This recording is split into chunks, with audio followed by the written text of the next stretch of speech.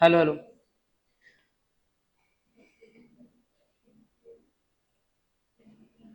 सिर्फ company auditor इतने ही है क्या?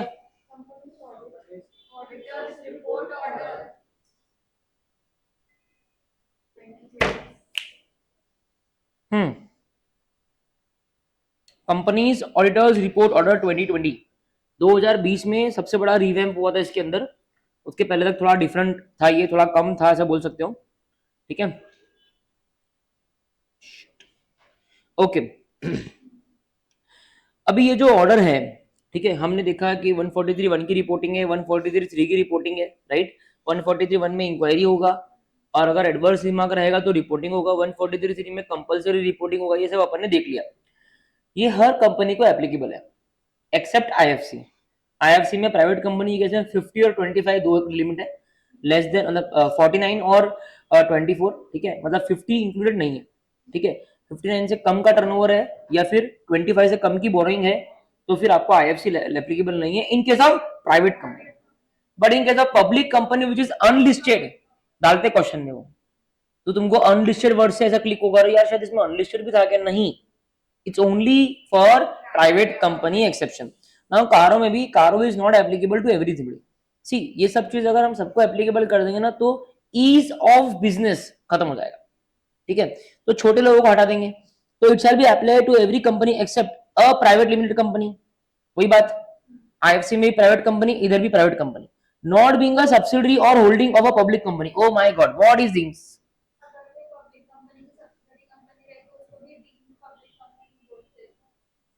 था क्या फाउंडेशन में?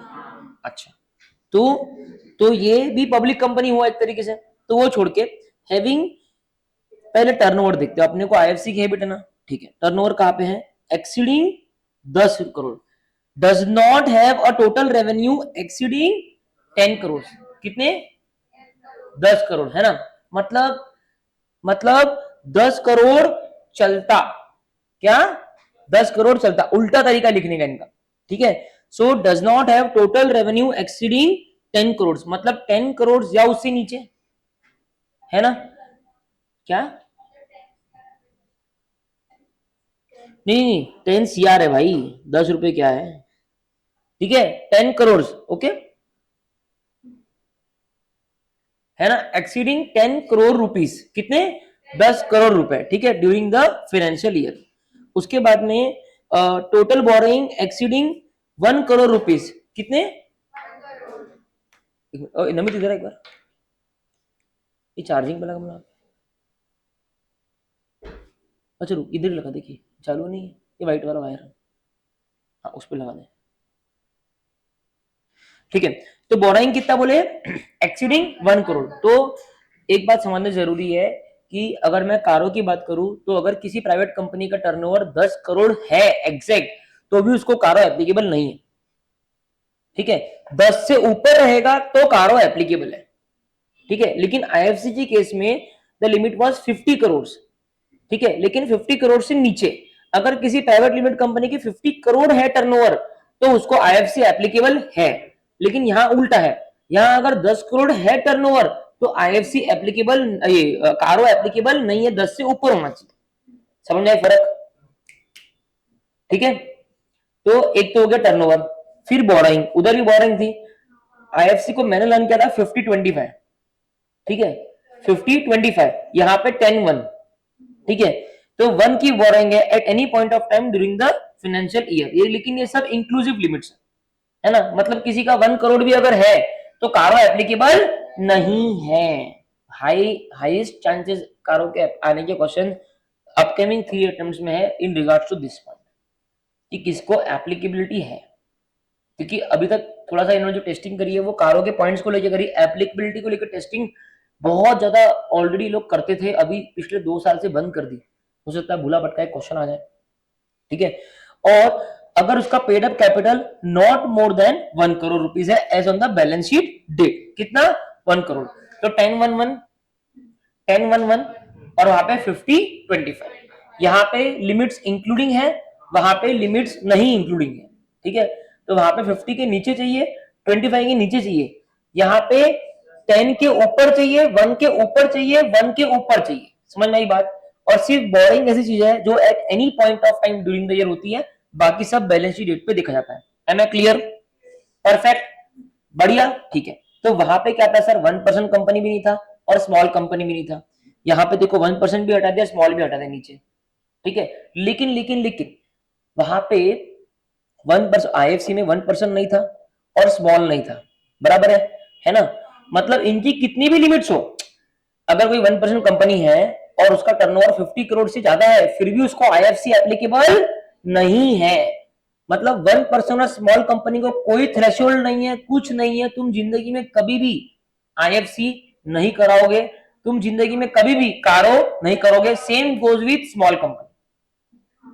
But but but in case of section 8 company, मतलब नॉट फॉर प्रॉफिट, ठीक है, in case of section 8 company आपको आईएफसी थ्रेशोल्ड वाला एप्लीकेबल है, लेकिन यहां पे आपको कारो एप्लीकेबल नहीं है, आपका टर्नओवर कुछ भी क्यों ना हो। इंश्योरेंस कंपनी, बैंकिंग कंपनी, दोनों को कारो एप्लीकेबल नहीं है, एप्लीकेबल नहीं है। क्लियर है? बस ये एप्लीकेबिलिटी खत्म हो गई, ठीक है। इस पे क्वेश्चन लिख दो, क्वेश्चन लिख रहे हैं ना अपन सब, इस पे क्वेश्चन लिख दो। State the applicability criteria of कारो।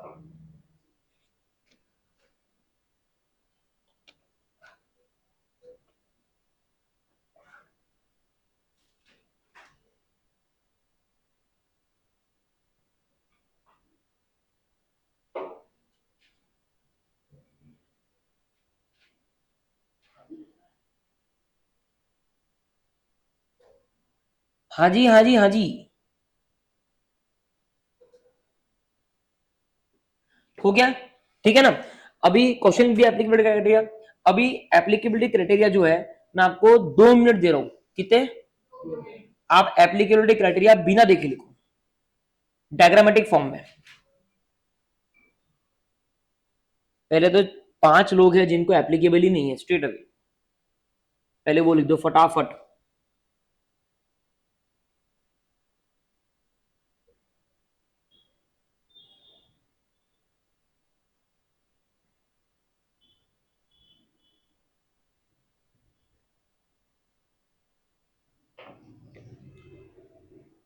पहले 5 कंपनी लिख दो, उसके बाद में फिर बची हुई चीजें।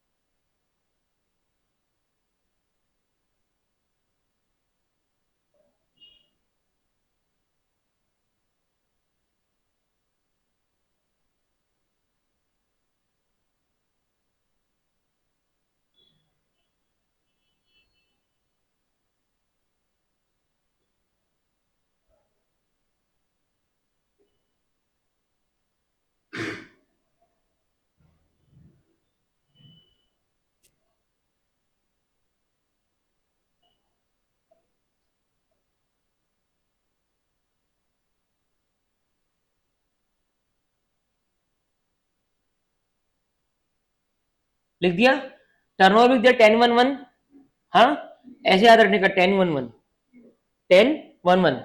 चलो ठीक है, आगे बढ़ू, चलो, yes. So every report made by the auditor under section 143 of the companies act on the accounts of every company audited by him to which this order applies for the financial years commencing on or after 1st April 2019 shall in addition contain the matters specified in paragraph number 3 and paragraph number 4 as may be applicable, provided this order shall not apply to auditor's report on CFS except clause number 21। मतलब क्या है, कारों की report जो बनती है, ठीक है, वो कारों की रिपोर्ट बनती है सिर्फ स्टैंड अलोन फाइनेंशियल स्टेटमेंट्स में, ठीक है। पहले ये सीएफएस पे भी थी, बहुत हो हल्ला हुआ, तुम पागल हो गए हो क्या। मतलब अभी हम सबके कारो कंपाइल करते बैठे, क्या लगाया आपने ये। तो फिर सरकार ने बोली ठीक है कारो आप कंपाइल मत करो, कारो सिर्फ स्टैंड अलोन का रहेगा। सिर्फ एक पॉइंट नंबर 21 मत पढ़ेंगे, वो केस में आपको सब्सिडी की भी वो उस पर्टिकुलर पॉइंट के लिए सब्सिडी का डेटा भी आपको लेना पड़ेगा। बाकी कोई भी पॉइंट के लिए आपको कंसोलिडेटेड फाइनेंशियल स्टेटमेंट्स का ध्यान रखने का जरूरत। समझा? तो किसी ने बोला कारो किसको एप्लीकेबल है, स्टैंड अलोन या सीएफएस, तो क्या बोलोगे, stand alone financial statements. Paragraph 3, the auditors report shall include a statement on the following matters namely. अब हम लोग कारो के अंदर एंटर कर रहे हैं, ठीक है। अभी आप लोगों का मैप कितना बचा है? वाओ, लेटेस्ट है। क्यों बचा है मैप? पूरा चैप्टर रिवाइज करके मैप बनाएगा ना मिथ? हाँ, बना है, ठीक है। तो अभी है ना, तुमको क्या करना है, यहाँ पे ना कारो का हम लोग एक मैप बनाएंगे, ठीक है। मैप मतलब सिर्फ हेडर्स, ठीक है, ताकि अपन एग्जाम के टाइम पे क्विक रिवाइज करें कि कारो में क्या क्या क्या हेडिंग्स है, ठीक है। तो एक एक करके अपन हेडिंग लिखेंगे यहीं पे जहां पे अभी अपन है लाइव में, ठीक है। चलो, सबसे पहला हमारा हेडर है PPE, property plant and equipment. क्या है? PPE, okay. सो अभी ये सब चीज है ना, अपने को है ना इन पे स्टेटमेंट्स देने हैं। मतलब ऐसा नहीं कि सिर्फ अपने को नेगेटिव या तो देना है, हर चीज पे अपने को स्टेटमेंट देना है। तो पहला सरकार ने बोला आप हमको पीपीई के बारे में बताओ। किसके बारे में? अभी तो किसी को कंफ्यूजन होता होगा, सर ये कितनी रिपोर्ट्स है, हम ऐसे के हिसाब से ही बना रहे हैं, हम गवर्नमेंट, देखो गवर्नमेंट बोलती है मेरे को ऐसे से मतलब नहीं है, गवर्नमेंट बोलती है ऐसे यूजर्स के लिए होगा, ठीक है, लेकिन हम है लेमैन, ठीक है, हमको थोड़ा सा लेमैन के तरीके से इंफॉर्मेशन दो। हमको मत बोलो क्वालिफाइड ओपिनियन है, ये ओपिनियन है वो, हमको लेमैन के जैसे बात करो। सरकार बोलती है कि हम है लेमैन, तो आप हमको अपनी जो वो रिपोर्ट है नॉर्मल ऐसे वाली वो तो देना ही देना, लेकिन आपको 143 वाली जो 1 की रिपोर्ट है, 3 की रिपोर्ट है और कारो, ये डालने पड़ेंगे। अब देखना आप कारो को लेकर सरकार को 21 डाउट्स है। कितने? 21 22 जितनी भी आइटम्स है उतने डाउट्स है, वो हर चीज को लेकर सरकार आपको बोलेगी उस पर स्टेटमेंट दो। और जब वो सब हो जाएगा ना, तो आप बोलोगे कि यार ये एक अच्छा तरीका है समझने का कि कंपनी में कुछ प्रॉब्लम है या नहीं है। अभी क्या है, एक है क्वालिफाइड ओपिनियन, फिर अपन लिखते हैं बेसिस फॉर क्वालिफाइड ओपिनियन। अब उनमें सब समरी इंफॉर्मेशन है। ये कितना बेटर वे है, 22 आइटम है, 22 आइटम को लेकर तू कमेंट कर दे। इट कैन आई से it is like a checklist, ठीक है। सरकार को ये पैटर्न ज्यादा पसंद आया, सरकार ने ऐसा लिया। मेरे को बोलोगे तो मेरे हिसाब से भी ये पैटर्न बेटर है, ठीक है, लेकिन हमारे लिए ऑडिट रिपोर्ट सभी है। वी ऑल्सो हैव ऐसे, we also have CARO, we also have 143(1), we also have 143(3). Am I clear to you? क्या? हाँ हाँ, बिल्कुल, हाँ बिल्कुल है। मैंने आपको दिखाया था ना बीपीसीएल की, उसमें नीचे कारो था, वो सब ऑडिट रिपोर्ट के पार्ट है पूरा, ठीक है। तो ऑडिट क्या यार, ये पहली लाइन पर क्या है, the auditors report shall include, है ना, the auditors report shall include a statement on the following matters. पहला, whether the company is maintaining proper records of PP. क्या मतलब हुआ? पीपी का बराबर रिकॉर्ड्स कंपनी के पास में है, ऐसा तो नहीं है कि कंपनी की बिल्डिंग है लेकिन कंपनी का उसके पेपर्स ही नहीं है। कितना खराब बात हो जाएगी ना। सरकार को पहले ये लीमन वाला क्वेश्चन दिमाग में आया कि भाई जो भी कंपनीज है, क्या उनके पास में उनकी जितनी भी प्रॉपर्टी या प्लांट या इक्विपमेंट है उनके पेपर्स है ना, पेपर मतलब रिकॉर्ड्स है। So whether the company is maintaining proper records for PP, weather the company is maintaining proper records showing full particulars including quantitative details. अच्छा, सिर्फ प्रॉपर रिकॉर्ड का मतलब ये नहीं कि ओपनिंग प्लस एडिशन, मैंने प्रॉपर क्वांटिटेटिव डिटेल्स, ओपनिंग, फिर opening भी कितना डेप्रिसिएशन था, ठीक है, फिर क्लोजिंग, फिर ये देखो, ये ऐसा होता है, समझा? ऐसा प्रॉपर स्टेटमेंट होता है। देखो मैं तुमको बताता हूँ,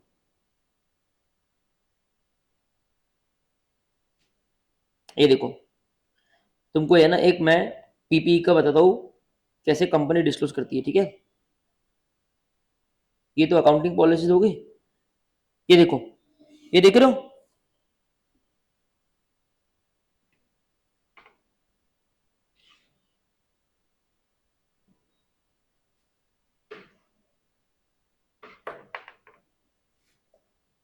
ये देखो, थोड़ा सा आंकड़ा उन्होंने बनाया है ये देखो, पहले पर्टिकुलर्स दिख रहा है ना, है ना, फिर ये ओपनिंग बैलेंस है, फिर ये एडिशंस है, अदर एडजस्टमेंट्स है, ठीक है, रिक्लासिफिकेशंस, ये क्लोजिंग है, ठीक है, फिर देखो ऊपर हेडिंग है डेप्रिसिएशन। अब ये डेप्रिसिएशन का ओपनिंग साल में कितना हुआ, समझ रहे हो? इस तरीके से इसको बोलते हैं प्रॉपर डिस्क्लोजर, इसको बोलते हैं maintaining proper record showing full particulars including quantitative details, including, समझ में आया? ठीक है, तो पहला क्या प्रॉपर रिकॉर्ड्स मेंटेन हो रहे हैं, पहला बोलो प्रॉपर रिकॉर्ड्स क्वांटिटेटिव डिटेल्स, वापस से proper records quantitative details, whether this PPE have been physically verified by the management and any material discrepancies were noticed on such verification, and if so whether the same have been properly dealt. क्या मतलब हुआ प्रीत? Pencil क्या मतलब हुआ? कितना easy है। हाँ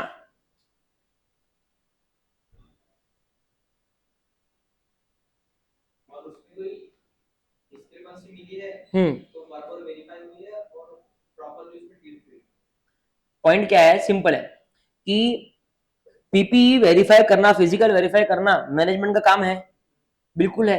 तो क्या मैनेजमेंट ने अपना काम किया है? पहली चीज किया है, तो कोई मटेरियल डिस्क्रिपेंसी नोटिस हुई है क्या कि यार मेरी बुक्स पे लिखा है नरीमन पॉइंट पे मेरी बिल्डिंग है और जाके देख रहे तो बिल्डिंग है ही नहीं, तो क्या कोई मटेरियल डिस्क्रिपेंसी नोटिस हुई है क्या? और अगर नोटिस हुई है तो कैसे डेल्ट हुई है? भाई मैंने बीएमसी को नोटिस दिया कि मेरी बिल्डिंग किसने गिराया, ठीक है, समझ में आया बात? तो पहला क्या है, पीपी को लेके प्रॉपर रिकॉर्ड्स है क्या, बोलो क्वांटिटी डिटेल्स है क्या, और तीसरा फिजिकल वेरिफिकेशन, बस बस बस फिजिकल वेरिफिकेशन बाय मैनेजमेंट, प्यारा पॉइंट है, ठीक है, बहुत बढ़िया। चौथा, whether title deeds of all the immovable property are held in the name of the company, oh ho, if not provide the details thereof in the format below. क्या company के नाम पे सारी प्रॉपर्टीज है, जो भी प्रॉपर्टीज कंपनी की है उनकी टाइटल डीड्स मतलब उसके प्रॉपर्टी की कागजात, वो कागजात नॉर्मली कंपनी के नाम पे होना चाहिए। अगर कंपनी के नाम पे नहीं है तो डिटेल्स दे नीचे के फॉर्मेट में। तो कौन सी प्रॉपर्टी, डिस्क्रिप्शन है ना, उसकी वैल्यू क्या है, किसके नाम पे है वो बता, ये तेरा जवाई है इसके नाम पे लग रहा है, ठीक है, क्या वो प्रमोटर है, डायरेक्टिव है, या उनका कोई रिलेटिव है क्या, है ना, अगर है मतलब ये लोग चोर है, ठीक है। उसके बाद में कब तक, कब से कब तक इसको होल्ड कर रहे हैं और कंपनी के नाम पे क्यों नहीं है वो बता पहले तो, कि ऐसी क्या मजबूरी आ गई कि कंपनी ने खुद के नाम पे नहीं लिया, आपने किसी दूसरे के नाम पे ले लिया, वो भी कंपनी के पैसों से खरीदी हुई प्रॉपर्टी, समझा बात को?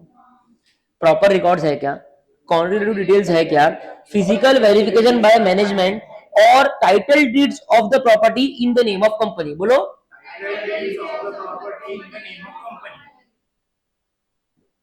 बराबर है, मजा आ गया, ठीक है। उसके बाद में देखो, whether the company has revalued its PP during the year, revaluation is based on the valuation by a registered valuer, specify the amount of change if change is 10% or more in the aggregate of the net carrying value।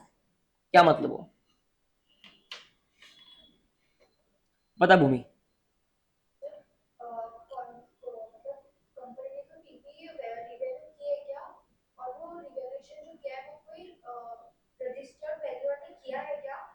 हम्म, नहीं नहीं नहीं, आप एक word भूल गए, if.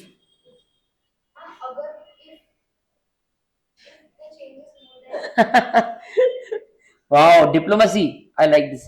सो अगर change 10% या उससे ज्यादा है तो आपको उसका अमाउंट मेंशन करना है, अदरवाइज अमाउंट मेंशन करने का रिक्वायरमेंट नहीं है। अगर देखो रिवॉल्यूशन तो होते रहते हैं, छोटे मोटे रिवॉल्यूशन, सबका अमाउंट लिखूंगा तो वो इंफॉर्मेशन की वैल्यू खत्म हो जाएगी, ठीक है। तो बोलता है कि क्या कंपनी ने रिवैल्यू किया है, और ये रिवैल्यू किया है तो या कोई ऐसे अरे गहरे की बेसिस पे किया है या कोई प्रॉपर रजिस्टर वैल्यू ने बताया है कि हाँ इसकी वैल्यू इतनी है, ठीक है। और अगर 10% या उससे ज्यादा का चेंज हुआ अमाउंट में तो फिर अमाउंट भी आपको स्पेसिफाई करना पड़ेगा। PP proper records, quantitative details, title deeds in the name of the company, physical verification by management, revaluation of PP, ठीक है।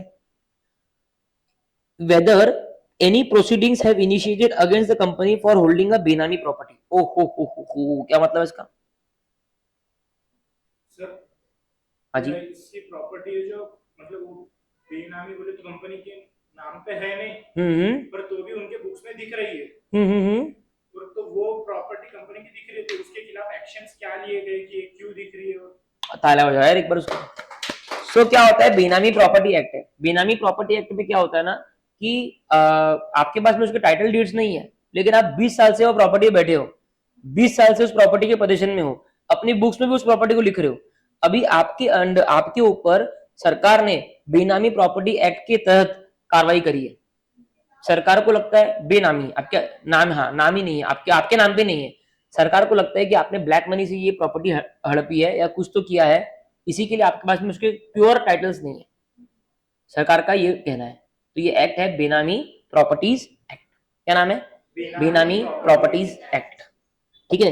तो whether any proceedings are initiated against the company for holding Benami property act. समझा क्या? आपको नहीं है course में?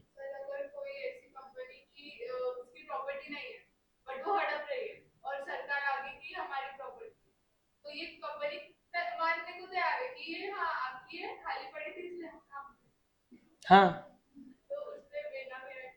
हाँ लगेगा ना, बेनामी एक्ट लगेगा, बट जितना आप ऐसे कैजुअली बोल रहे हो ना, बेनामी एक्ट उतना कैजुअल है नहीं। पहले तो कंपनी बंद होगी, ठीक है, फिर आपके साथ में जो होगा वो अलग है। मैं क्या, हाँ मैं तो ऐसे ही बैठी थी, तो तू किससे पूछ के बैठी थी? मतलब गुनाह तो कर लिया। और ट्रेन में ट्रैवल कर रहे, सीट खाली है, बैठ गई, कोई आया, मेरी सीट है, हाँ आपकी सीट है बैठो, तो तू क्यों बैठी है? तो भी तो टीसी पकड़ेगा ना देखो कि तू बिना टिकट के बैठी है। वैसा है वो। तो अगर आपके पास में कोई प्रॉपर्टी है जिसके आपके पास में कोई नाम नहीं है, बेनामी है, वो आपके टाइटल डीड्स नहीं है, तो आपके ऊपर प्रोसीडिंग्स हो सकती है बेनामी एक्ट में। ठीक है। अभी फटाफट लिखो कारो मैप, शानदार तरीके से, नया फ्रेश पेज, कारो मैप, फटाफट स्लो मोशन में। क्या निकल रहा है? नहीं बनता एक पे। कारो मैप लिखा गया। अभी कारो मैप की दो चीजें हैं, ठीक है। एक तो है हेडिंग्स, कारो मैप की हेडिंग डालो, उसमें पहले डालो पीपी, डाल दिया है ना। और अब तुम क्या करो, अगले पेज पे लिखो कारो मैप रिवीजन, कारो map revision. Next page, page, एक ही सिंगल लाइन छोड़नी, सिर्फ सिर्फ सिंगल पेज का सिंगल साइड छोड़ना है, क्योंकि 22 ही है ना, तो 22 ही आने वाले हैं। ये जो है ये डिटेल्ड है, कारो मैप रिवीजन। तो बेसिकली देखो, थोड़ा टेक्निकल है ना ये, देखो इधर देखो, ये दो पेज है अपने, है ना, ये दो पेज है। यहाँ पे सिर्फ एक ही पेज छोड़ो कारो मैप नाम डाल के, और यहाँ डालो कारो मैप रिवीजन। इतने बड़े बड़े क्वेश्चन सॉल्व कर रहे हैं और ये छोटी सी चीज नहीं। पीपीई, पीपीई वापस डालो, कारो मैप रिवीजन पे पीपीई डाला क्या? डाल दिया ना। अब उसमें ना जिसको बुलेट शूट होते हैं वो बुलेट लिखो, जिसको एरो शूट होते हैं वो एरो लिखो। 5 टोटल आएंगे, कितने? 5। मैं एक बार बनवा रहा हूं पीपीई का, बात के सब तुम बनाओगे। 5, 5 में तुम पहला लिखो, क्या नाम है उसका, प्रॉपर रिकॉर्ड्स लिखो, प्रॉपर रिकॉर्ड। और एक चीज, कारों की हर चीज चालू होती है वेदर से, वेदर मतलब वेदर नहीं, वेदर, ठीक है। Proper records. दूसरा लिखो क्वांटिटेटिव रिकॉर्ड्स, ये दो प्रॉपर क्वांटिटेटिव रिकॉर्ड्स। तीसरा लिखो फिजिकल वेरिफिकेशन बाय मैनेजमेंट। चौथा लिखो, क्या बोले?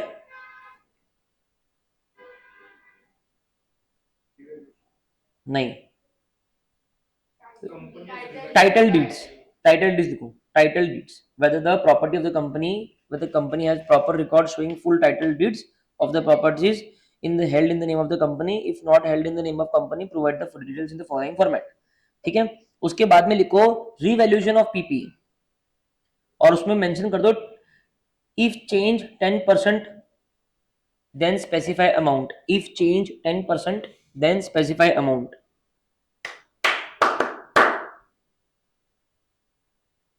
आखिरी लिखो बेनामी property proceedings for holding Benami property, proceedings for holding Benami property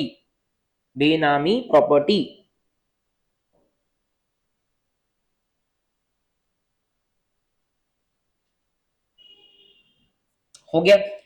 ऐसे बनाने, मतलब मैं ये चाहता हूं कि ये कारो जब हम रिवाइज करें तो हमको हार्डली 7 से 8 मिनट लगने चाहिए। ठीक है, चलो अगला ले लो, inventory. Whether physical verification of inventory has been conducted at reasonable intervals, reasonable intervals पे फिजिकल वेरिफिकेशन हुआ है, ठीक है, इन्वेंट्री का। वेदर एनी डिस्क्रिपेंसी ऑफ 10% और more were noticed and whether properly dealt with in the books of accounts. ठीक है, उधर क्या था कि मैनेजमेंट ने फिजिकल वेरिफिकेशन पीपी का किया क्या, ठीक है, और अगर किया तो कोई मटेरियल डिस्क्रिपेंसी नोटिस हुई है क्या, और तीसरा और उसको कैसे डिलीट किया। लेकिन यहाँ पे 10% का एक नया क्राइटेरिया है कि क्या इन्वेंट्री का फिजिकल वेरिफिकेशन रेगुलर इंटरवल्स पे, देखो इन्वेंट्री क्या है ना, मूवेबल आइटम है, तो इसका साल में एक बार नहीं करना चाहिए कंपनी को, depending on the nature of the company, साल में 2 बार 3 बार 4 बार ऐसा। तो रेगुलर इंटरवल्स पे पीपी का वेरिफिकेशन हुआ है क्या, और क्या कोई डिस्क्रिपेंसी नोटिस हुई है क्या, और अगर हुई है तो वो कैसे डेल्ट हुई है। सिर्फ फर्क इतना है 10% और मोर की डिस्क्रिपेंसी देखेंगे, वहां पे कोई 10% का लिमिट फिजिकल वेरिफिकेशन के लिए नहीं था, वो था रिवैल्यूएशन के लिए। कौन सी, हाँ तो लिख दो।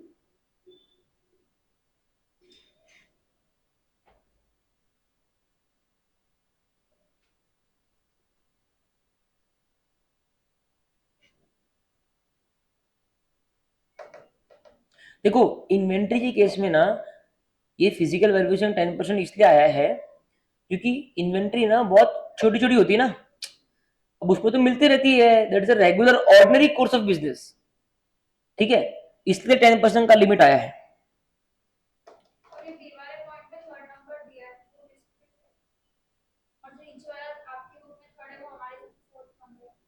मतलब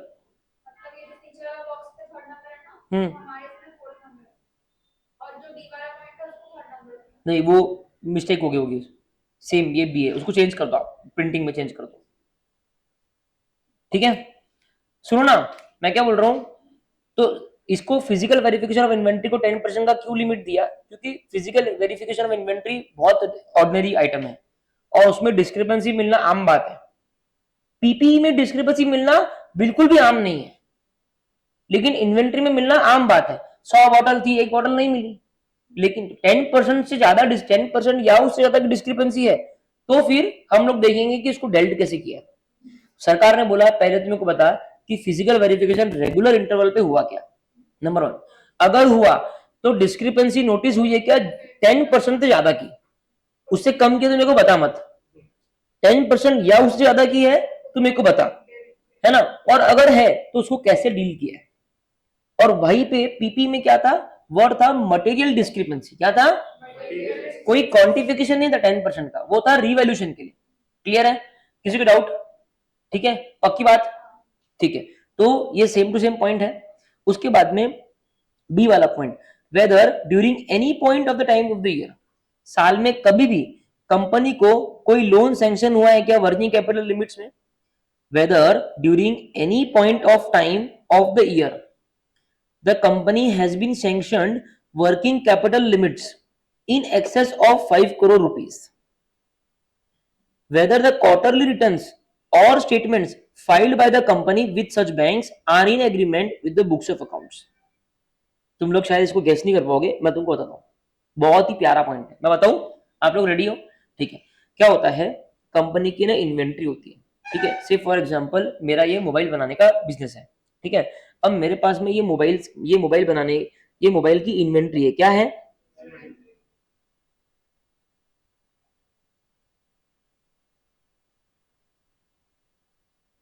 इन्वेंट्री कितनी है तुमको पता है, 100 पीस, कितनी, ठीक है, और ये एक फोन 1 लाख रुपीज का है, तो ये कितने का हो गया, 1 CR का फोन हो गया है, वाह वाह, 1 करोड़ की मेरे पास इन्वेंट्री है। अब मेरे को तो अपने को धंधा करने के लिए फंड लगते रहता, तो मैं एसबीआई बैंक के पास में गया, एसबीआई बैंक को बोला कि मेरे को लोन चाहिए। एसबीआई बैंक बोलता है कि ठीक है, मैं तेरे को लोन सैंक्शन कर देता हूँ, तेरा ये जो वर्किंग कैपिटल है, ठीक है, वर्किंग कैपिटल पे मॉर्गेज करके मैं तेरे को लोन दे सकता हूँ, ठीक है। कल कुछ हुआ तो मैं तेरा इन्वेंट्री बेच के पैसा वसूल कर लूंगा, सिक्योर्ड लोन्स। बोला ठीक है, कोई इशू नहीं है। तो मैंने बोला कि ठीक है, मैं आपसे लोन ले लेता हूँ। मेरे को कितने का चाहिए? बोले 50 लाख का। ठीक है, मैं आपको मेरी इन्वेंट्री के ऊपर मेरे को लोन सैंक्शन कर दीजिए। उसको बोलते हैं whether during any point of time, साल में कभी भी, ठीक है, कंपनी को सैंक्शन हुआ है working capital limits. Working capital limit मतलब वर्किंग कैपिटल के ऊपर मिली हुई लोन की लिमिट, ठीक है, in excess of 5 crore rupees, 5 crore से ज्यादा। कितनी? 5 करोड़ से ज्यादा की। 5 करोड़ से कम की है तो मेरे से बात ही मत करो। 5 करोड़ से ज्यादा की अगर वर्किंग कैपिटल लिमिट सैंक्शन हुई है, ठीक है, तो अब क्या होता है, सुनो, ये हो गया, ठीक है। अज्यूम करो कि ये 5 करोड़ है, ये समझो, मैं कितना बोलूं, इसको 6 करोड़ कर देता हूं, ठीक है। ये कितना है? 6 करोड़। अब हो गया 6 करोड़, ठीक है। इसको कर देता हूं 1000 पीस, इसको करता हूं 10 करोड़। अब ठीक है ना। अब मेरे को एसबीआई बैंक ने सैंक्शन कर दिया। अब क्या होता है, एसबीआई बैंक मेरे को बोलती है कि एवरी, अब देखो सुनो बात को, वैसे इसके ऊपर सेपरेट चैप्टर है बैंक ऑडिट, ठीक है। अब देखो कितनी बढ़िया बात है कि मैंने तो लोन ले लिया, अब अगले ही दिन मैंने इन्वेंट्री बेच दी। इन्वेंट्री तो बेचूंगा ना, धंधा कैसे करूंगा? इन्वेंट्री बेचने में मनाही नहीं है। बैंक क्या बोलती है कि ये लेवल की इन्वेंट्री मेंटेन करना। बताता हूं मैं, देखो फॉर एग्जांपल मैंने आज लोन ले लिया, ठीक है, अभी मेरी इन्वेंट्री बिकते रहेंगी, फोन बिकते रहेंगे, तो अभी 1000 हो गया, मान लो 500, कितना हो गया? 500। तो ये बैंक जो एसबीआई बैंक है जिसने लोन दिया, ये तो खतरे में है, सिक्योरिटी कम होगी ना, वो तो खतरे में है। और एक नॉर्मल स्टूडेंट के दिमाग में आ सकता, सर इन्वेंट्री के ऊपर बैंक लोन दे रही है, इन्वेंट्री तो बेचता हूं मैं, इन्वेंट्री अगर बेचता हूं मैं तो बैंक की सिक्योरिटी क्या है? बिल्कुल बात सही है। तो बैंक क्या बोलती है कि भाई देख, तू इन्वेंट्री बेचेगा हम मानते हैं, लेकिन एवरी मंथ एंड पे तू वो इन्वेंट्री को वापस से 1000 पे ला देना, मतलब तू रिफिल कर देना, ठीक है ना, तू रिफिल कर देना। तो क्या होता है, बैंक मंथली स्टेटमेंट लेती है, किससे? अपने कस्टमर से, कि तेरी इन्वेंट्री का स्टेटमेंट मेरे को दे दे। और बैंक देखती है कि 1000 पीस है या नहीं है। जैसे ही पीस 1000 नहीं, समझो 500 है, बैंक इमीडिएटली बोलती है मेरे को मेरा आधा पैसा वापस चाहिए। नहीं तो बैंक क्या बोलती है, फिर हम कार्रवाई करेंगे। समझा? तो इन्वेंट्री बेचने में मनाही नहीं है, उतनी रिफिल कर देना। तो पॉइंट ये है कि जो ये स्टेटमेंट्स आप बैंक को दे रहे हो कि मेरे पास इतनी इन्वेंट्री है, वो स्टेटमेंट आपके बुक्स ऑफ अकाउंट से मैच होनी चाहिए ना, ठीक है। अब बैंक को तूने फर्जी लिख के दिया, हाँ हाँ 1000 पीस है, और तेरे बुक्स ऑफ अकाउंट में 100 पीस है, मैच हो रहा क्या? वो सरकार ने ये पॉइंट डाला कि भैया ये देखो, क्योंकि क्या है, बहुत सारे नीरव मोदी और विजय माल्या हो रहे थे। सरकार ने बोला अगर वर्किंग कैपिटल लिमिट सैंक्शन है, 5 करोड़ से ज्यादा सैंक्शन है, तो जो क्वार्टरली रिटर्न्स है या स्टेटमेंट्स है जो कंपनी ने फाइल किए, किसको? बैंक को। कंपनी ने बैंक को वो स्टेटमेंट्स, क्वार्टर रिटर्न्स फाइल किए, क्या वो statement are in agreement with the books of accounts, company की बुक्स ऑफ अकाउंट से वो मैच हो रही है। ऐसा तो नहीं कंपनी के बुक्स ऑफ अकाउंट में लिखा है 100 और उसने दिया वहां पे 1000। अगर ये पॉइंट नहीं होता तो सीए गलती में नहीं होता, सीए ने अपना काम कर लिया, अपने सीए का काम थोड़ी है चेक करना बैंक को क्या दिया, लेकिन अब काम है, अब सीए को देखना है कि बैंक को उसने क्या स्टेटमेंट दिया, कहीं वो बैंक को तो फर्जी नहीं दे रहा। समझा? पक्का? पक्का? ठीक है। तो वर्किंग कैपिटल इन्वेंट्री को लेकर 2 पॉइंट है। पहला पॉइंट है फिजिकल वेरिफिकेशन। सिर्फ फर्क इतना है कि यहाँ पे मटेरियल डिस्क्रिपेंसी वर्ड यूज नहीं है, यहाँ पे यूज है 10% और मोर की डिस्क्रिपेंसी मिली तो, ठीक है। तो whether the physical verification of the inventory was conducted at regular intervals and if any discrepancy of 10% or more is noticed, and whether such discrepancy is properly dealt in the books of accounts, ठीक है। उसके बाद में है working capital limit वाला point, ठीक है। Whether the company is sanctioned with working capital limit in such a case, नहीं, working capital limits of 5 crore और above, in such a case the quarterly returns और statements filed by the company with the bank are matching with the books of accounts. Logically समझा क्या point? English का कोई problem नहीं है, कारों में चलता है, ठीक है। तो पीपीई के 5 पॉइंट थे, ठीक है। एक बार क्विकली रिवाइज करते हैं। पहला पॉइंट था प्रॉपर रिकॉर्ड्स, क्वांटिटेटिव डिटेल्स, उसके बाद में title deeds not in the name of the company, उसके बाद में physical verification by management, material discrepancy, उसके बाद में बेनामी एक्ट हो गया। और एक रिवॉल्यूशन का पॉइंट, कितने 6 पॉइंट है क्या? अच्छा वो प्रॉपर रिकॉर्ड्स के 2 पॉइंट है, मैंने 1 पॉइंट है, मैंने 2 बोल दिया उसको, वैसे 6 पॉइंट है प्रॉपर रिकॉर्ड्स को अगर 2 मानेंगे तो, ठीक है। और रिवॉल्यूशन, तो रिवॉल्यूशन ऑफ पीपी अगर हुआ है और वो रिवॉल्यूशन का जो अमाउंट है वो 10% से ज्यादा है, तो इन दैट केस इट इज अपना रजिस्टर वैल्यूअर ने किया है क्या, ठीक है, ओके। और आपको चेंज का अमाउंट कब स्पेसिफाई करना है रिवॉल्यूशन के केस में? जब वो चेंज 10% या उससे ज्यादा है। क्या बात है, ठीक है। ये हो गया, ये हो गया, 2 पॉइंट हो गए। लिखो मैप में इन्वेंट्री, और फिर इन्वेंट्री के 2 पॉइंट तुम घर पे बनाओगे।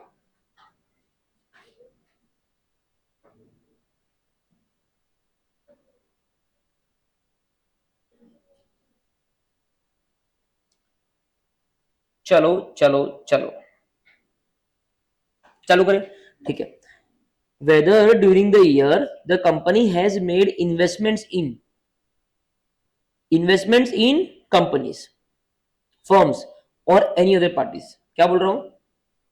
कंपनी ने कोई दूसरे कंपनी को इन्वेस्टमेंट करी है, एग्जैक्टली क्या कंपनी ने किसी दूसरी कंपनी में इन्वेस्ट करा है ना, या फिर किसी दूसरी कंपनी को लोन ग्रांट किया है, चाहे वो सिक्योर्ड हो चाहे वो अनसिक्योर्ड, सही बात है ना। अरे यार कंपनी देखो, कंपनी किसका पैसा यूज कर रही है? क्या बात है, किसका यूज कर रही है? शेयर होल्डर्स का। अब वो पैसा यूज करके कंपनी गैम्बलिंग करेगी तो चलेगा क्या? तो सरकार बोलती है कंपनी ने कहाँ पे इन्वेस्ट किया वो बता, या किसी को लोन दिया तो वो बता। कहीं ऐसा तो नहीं कंपनी विजय माल्या को लोन दे रही है? कितने सारे लोग स्टेक पे आ जाएंगे ना, सुसाइड होंगी फिर कंपनी अनसिक्योर्ड लोन्स को वो नहीं, वो ऐसा कुछ नहीं है। अनसिक्योर्ड लोन इसलिए ग्रांट करती है क्योंकि अनसिक्योर्ड लोन का ब्याज रहता है 18%, सिक्योर्ड का रहता है 9%। तेरी एपिटाइट है, ठीक है। और वो कितना अनसिक्योर्ड दे सकते हैं ये लिखा है कंपनीज एक्ट में, जो तुम जिंदगी में कहीं पढ़ नहीं पाओगे क्योंकि आईसीआई नहीं चाहती तुम पढ़ो, ठीक है। इफ सो ठीक है, अगर ऐसा है, कैसा कि कंपनी ने इन्वेस्टमेंट किया है, ठीक है। इफ सो तो आपको कुछ चीजें इंडिकेट करनी है। पहला कि aggregate amount during the year और balance outstanding with respect to such loan to subsidiaries, joint ventures और एसोसिएट्स। पढ़ो ये पॉइंट, पहला वाला ए वाला।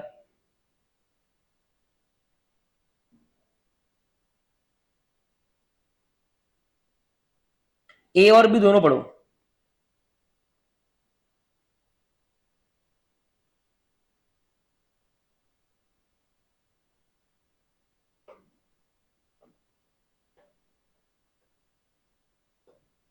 पढ़ा? तो पॉइंट, मेन पॉइंट क्या है कि क्या कंपनी ने किसी दूसरी कंपनी में, फर्म में या किसी दूसरी पार्टी में इन्वेस्टमेंट किया है या लोन्स दिया है, सिक्योर्ड या अनसिक्योर्ड, ठीक है। अगर ऐसा है तो नीचे दिए गए डिटेल्स आपको कारों में डालनी है। पहला कि अगर ऐसा है तो आप बताइए कि इस साल आपने कितना एग्रीगेट अमाउंट दिया, है ना। समझो तुमने अप्रैल में 1 करोड़ दिया होगा, जून में 1 करोड़ दिया होगा, दिसंबर में 1 करोड़ दिया होगा, तो तुमने एग्रीगेट में 3 करोड़ दिए, है ना। और साल के अंत में बैलेंस कितना बचा? बैलेंस कैसे कैलकुलेट होगा? ओपनिंग कुछ दे रखा है तो वो, प्लस एग्रीगेट जो दिया वो, कुछ वापस मिला वो, और जो नेट बचा वो बैलेंस है। तो मेरे को दोनों चीज बताओ, एक कि तुमने पूरे साल में एग्रीगेट अमाउंट कितना दिया, प्लस तुम्हारा क्लोजिंग बैलेंस कितना है ना। ये दोनों चीज मेरे को बताओ, एग्रीगेट अमाउंट कितना दिया वो, प्लस तुम्हारा क्लोजिंग बैलेंस कितना है, किस चीज को लेके? With respect to such loans या फिर इन्वेस्टमेंट, किसको? टू सब्सिडरी, जेवी और एसोसिएट्स। और यहाँ पे अदर देन जेवी, सब्सिडरी एंड एसोसिएट्स। हमको 2 पार्ट में इंफॉर्मेशन चाहिए कि तुमने तुम्हारी सब्सिडरी, जेवी और एसोसिएट्स को कितना दिया, क्या दिया, एग्रीगेट अमाउंट कितना दिया, और आउटस्टैंडिंग बैलेंस कितना है, किस चीज को लेके? लोन्स और इन्वेस्टमेंट को लेके, ठीक है। और यहाँ पे अदर देन सब्सिडी वगैरह को कितना तुमने एग्रीगेट दिया, बैलेंस कितना है, और बैलेंस कितना है, कितना तुमने दिया, और लोन्स का और इन्वेस्टमेंट्स का, लोन्स का और इन्वेस्टमेंट्स का। समझा क्या ये वाला पॉइंट? ठीक है, सरकार को वो भी जानकारी चाहिए। हाँ, पढ़ो एक बार पॉइंट वो।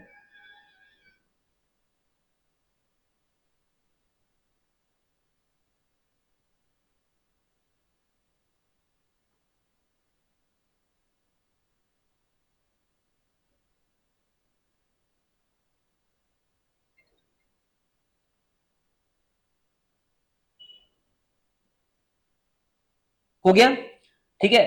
तो सिंपल सा पॉइंट है कि अगर कंपनी ने इन्वेस्टमेंट किया या लोन किया, किसमें लोन सिक्योर्ड भी हो सकता है, अनसिक्योर्ड भी हो सकता है, तो मेरे को नीचे दे के इन्फॉर्मेशन चाहिए, कंपनी किसमें इन्वेस्ट कर रही है, किसको लोन दे रही, कंपनी को दे रही या फर्म को दे रही, किसी दूसरी कंपनी को दे रही या दूसरी फर्म को दे रही या एनी अदर पार्टी को दे रही। अगर ऐसा है तो कंपनी को क्या क्या, ऑडिटर को कारों में क्या क्या लिखना है, पहला कि दो चीजें, सब्सिडरी जेवी और एसोसिएट्स और अदर देन सब्सिडरी जेवी और एसोसिएट्स, ठीक है। इन दोनों के केस में अलग अलग इंफॉर्मेशन देनी है कि आपने पूरे साल में एग्रीगेट अमाउंट कितना दिया और आपका क्लोजिंग बैलेंस कितना है। यहाँ पे भी एग्रीगेट अमाउंट कितना दिया और क्लोजिंग बैलेंस कितना है। उसके अलावा किस चीज को लेके, लोन्स और इन्वेस्टमेंट को लेके, लोन्स और इन्वेस्टमेंट को लेके, ठीक है। उसके बाद में जो टर्म्स एंड कंडीशंस थे, जो टर्म्स एंड कंडीशंस के ऊपर ये लोन ग्रांट हुआ है, वो कंपनी के इंटरेस्ट को लेके प्रीजुडिशियल तो नहीं है, कंपनी के हित के अगेंस्ट तो नहीं है। मालूम पड़ा कंपनी ने सब्सिडी को लोन दिया 1%, तो against the interest of company हो गया ना। मार्केट में कंपनी अगर देती तो कंपनी को 8% मिलता, सब्सिडी को दे रही तो कंपनी को 1% मिल रहा है, तो कंपनी के इंटरेस्ट के अगेंस्ट कंपनी ने लोन दिया सब्सिडी को। तो यहाँ पे रिपोर्ट हो जाएगा कि जो टर्म्स एंड कंडीशंस है ग्रांट ऑफ लोन्स के, वो टर्म्स एंड कंडीशंस कंपनी के इंटरेस्ट के लिए प्री जुडिशियल नहीं है। In respect of loans whether the schedule of repayment has been stipulated. अरे भाई मैं तेरे को लोन दे रहा, ठीक है, हम लोग लोन के टाइम बताते ना सर आपको 5 साल में लोन चुकता करना पड़ेगा। कार ले रहे, लोन बन रहा, ईएमआई बन रही, तो बताते ना इतनी इतनी ईएमआई आपकी रहेगी, उसको बोलते हैं रीपेमेंट शेड्यूल। क्या बोलते हैं? आपने लोन दे दिया, रीपेमेंट शेड्यूल, अरे देख लेंगे ना सर, अरे देख लेंगे ना, कहीं भाग रहा है क्या पैसा, ऐसा कर सकते क्या? अपने फादर का पैसा है क्या, शेयर होल्डर का पैसा है ना, सीधे बात है ना। तो बोलता है कि in respect of loans whether schedule of repayment has been stipulated, repayment का शेड्यूल स्टिपुलेट करा था या नहीं करा था, अगर करा था या नहीं करा था, हाँ या ना में जवाब दो, ठीक है। तो करा था, ठीक है, तो यस और नो का आंसर है। ओके, तो अभी हम लोग क्या कर रहे हैं कि कंपनी ने इन्वेस्टमेंट करी, बोलो कंपनी ने इन्वेस्टमेंट करी, शॉर्ट में बात करेंगे, कंपनी ने इन्वेस्टमेंट करी, ठीक है। अब इन्वेस्टमेंट कंपनी दो जनों को कर सकती, या तो अपने अपने ही लोगों को कर सकती या फिर अपने लोगों के अलावा बाहर वालों को कर सकती। दोनों ही केस में आपने पूरे साल में कितना एग्रीगेट अमाउंट किया और अंत में कितना बचा, एग्रीगेट अमाउंट कितना किया, अंत में कितना बचा। उसके अलावा हमको दो चीज टर्म्स को लेके चाहिए, एक कि जो टर्म्स एंड कंडीशन है वो prejudicial to the interest नहीं है, दूसरा रीपेमेंट शेड्यूल आपका है या नहीं। If the amount is overdue state the total amount overdue for more than 90 days. ओ ओवरड्यू का मतलब, हाँ था क्या फाउंडेशन में, हाँ ओवरड्यू मतलब डेट आ गई फिर भी पैसा सामने वाले ने नहीं दिया, कंपनी का नुकसान हो रहा ना, कंपनी का हो रहा मतलब शेयर होल्डर का हो रहा, मतलब आम जनता का हो रहा, सरकार इन्वॉल्व है। सरकार बोलती क्या कोई अमाउंट ऐसा है जो कंपनी ने इन्वेस्ट किया या लोन दिया और वो अमाउंट ओवरड्यू हो गया और 90 दिन हो गए ओवरड्यू होके, ओवरड्यू मतलब ड्यू डेट आ गई पेमेंट नहीं हुआ, ड्यू डेट आई थी 31 मार्च को, वहां से 90 दिन हो गए अभी भी वो पेमेंट ओवरड्यू। कभी कभी क्या होता है ओवरड्यू होता आदमी 2 दिन बाद में देता, पांच इंसान है, लेकिन 90 दिन हो गए पेमेंट ओवरड्यू है, अब तू रिपोर्ट कर, ठीक है। मतलब 31 मार्च को अगर ड्यू हुआ तो 90 दिन कब हो रहे, 30 दिन अप्रैल के, 30 दिन मई के, 30 दिन जून के, मतलब 29 जून, क्योंकि 31 दिन मई के हैं, 30, 31 और 29, अप्रैल के 30, मई के 31 और जून के 29, कुल मिला के 90 दिन, 90 दिन हो गए और 90 दिन तक पेमेंट नहीं आया, अब तेरे को रिपोर्ट करना है, ठीक है। Whether any loan which has fallen due during the year has been renewed. अभी इस साल क्या हुआ, कोई लोन अपना ड्यू हो गया है ना, लेकिन सामने वाले के पास पैसा नहीं है, तो अपन ने क्या किया उसको रिन्यू कर दिया, ठीक है एक काम कर 2 साल बाद में पैसा देना, 2 साल के लिए मैं तेरा लोन रिन्यू कर रहा हूं तो ब्याज दे देना। सरकार को ये क्यों जानना है पता है कि अगर वो ड्यू डेट पेमेंट नहीं दे पाया मतलब वो आज नहीं तो कल डिफॉल्ट करने वाला है। मतलब ये सिर्फ आज की मौत कल पे ढकेलने वाली बात होगी। सरकार ने बोला रिपोर्ट कर, कि कोई लोन अगर ड्यू है और वो रिन्यू होता है तो रिपोर्ट कर। Weather the company has granted any loans repayable on demand. O my God, बहुत बड़ा गुनाह है तो। क्या मतलब है इसका? जब मांगा तब देना, ये ऐसा कोई लोन होता है? ये कोई लोन है?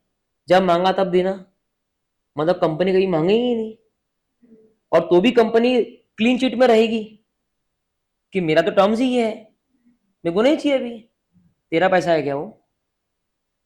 तो अगर तूने रीपेबल ऑन डिमांड दिया तो लिख, ये सब चीज ऑडिटर को चेक करनी है। चलो लॉजिकली ऑडिटर ने क्या किया, सॉरी, कंपनी ने इन्वेस्टमेंट किया या लोन दिया? किसको दिया? सब्सिडरी को दिया, जेवी को दिया, एसोसिएट को दिया, या फिर अदर देन दिया? ठीक है, कंपनी को क्या बताना है, ऑडिटर को क्या बताना है? एग्रीगेट अमाउंट कितना दिया और आउटस्टैंडिंग बैलेंस कितना था, बात खत्म। उसके बाद में लर्न मत करो, लोन देते तो पहले टर्म्स वाले, तो टर्म्स एंड कंडीशंस जो है वो प्रीजुडिशियल टू इंटरेस्ट नहीं है। जब लोन देते हैं तो वो शेड्यूल ऑफ रिपेमेंट रहता है, तो वो स्टिपुलेटेड है या नहीं है। उसके बाद में रीपेबल ऑन डिमांड तो नहीं है, पहली बात तो रीपेबल ऑन डिमांड नहीं है, ठीक है, क्योंकि वो भी देने के वक्त की चीज होती है। लोन देते सब कुछ हो गया, वो ड्यू हो गया, ओवर ड्यू हो गया और 90 दिन हो गए, रिपोर्ट कर, ठीक है। या फिर ड्यू हो गया, सामने वाले ने रिन्यू करवा लिया, रिपोर्ट कर, सारे पॉइंट कवर। तो पहले लोन देने के point, terms condition, repayment schedule और तेरा रीपेबल ऑन डिमांड। उसके बाद में लोन चालू हो गया, अब ओवर ड्यू हो गया, तो 90 दिन हो गए ओवर ड्यू होके, तो रिपोर्ट कर। और अगर ड्यू हो गया और रिन्यूअल कर दिया तो रिपोर्ट कर। कुछ छूट नहीं गया ना? क्या बात है, हो गया लन, मेरा तो हो गया। एक पीपी है, एक इन्वेंट्री है और एक इन्वेस्टमेंट और लोन वाला पॉइंट है। पीपी के अंदर कुल मिला के 6 पॉइंट है। प्रॉपर रिकॉर्ड, क्वांटिटेटिव डिटेल्स थे, उसके बाद में बेनामी एक्ट थी, टाइटल डीड्स, फिजिकल वेरिफिकेशन और रिवैल्यूएशन। इन्वेंट्री के अंदर फिजिकल वेरिफिकेशन रेगुलर इंटरवल पे हो रहा, क्या एनी डिस्क्रिपेंसी ऑफ 10% और मोर शुड बी रिपोर्टेड, ठीक है, and how they are dealt with, ठीक है। उसके बाद में वर्किंग कैपिटल लोन अगर कंपनी को सैंक्शन हुआ है, तो if the loan is 5 crore और मोर, then in that case the quarterly statement or returns which is submitted by the company to the banks are matching with the books of accounts। उसके बाद में इन्वेस्टमेंट के ये 5 पॉइंट। मजा आ रहा है? कारो, दिस इज नोन एज कारो।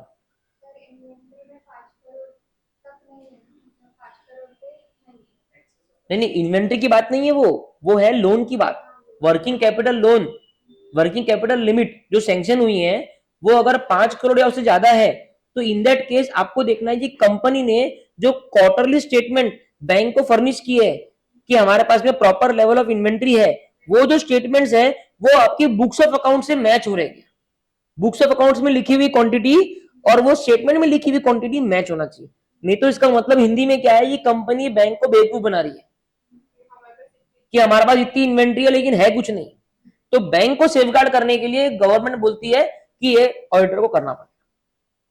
पहले ये नहीं था, विजय माल्या वगैरह सब होने के बाद में ये सब पॉइंट आए। क्लियर है? सबको क्लियर है? वर्किंग कैपिटल लोन वाला पॉइंट क्लियर है? वर्किंग कैपिटल लिमिट सैंक्शन हुई है ना, अगर इन्वेंट्री, क्योंकि देखो इन्वेंट्री में ये पॉइंट क्यों है, क्योंकि इन्वेंट्री पे ही सैंक्शन होती है। सो हाँ, वर्किंग कैपिटल क्या है? हाँ, इन्वेंट्री पे होता है, डेटर क्रेडिटर पे थोड़ी होता हो। डेटर क्रेडिटर पे कोई लोन देता क्या? उसको तो बिल ऑफ वो बोलते हैं, बिल ऑफ एक्सचेंज क्या बोलते हैं, वो सब अलग हो गया, ठीक है।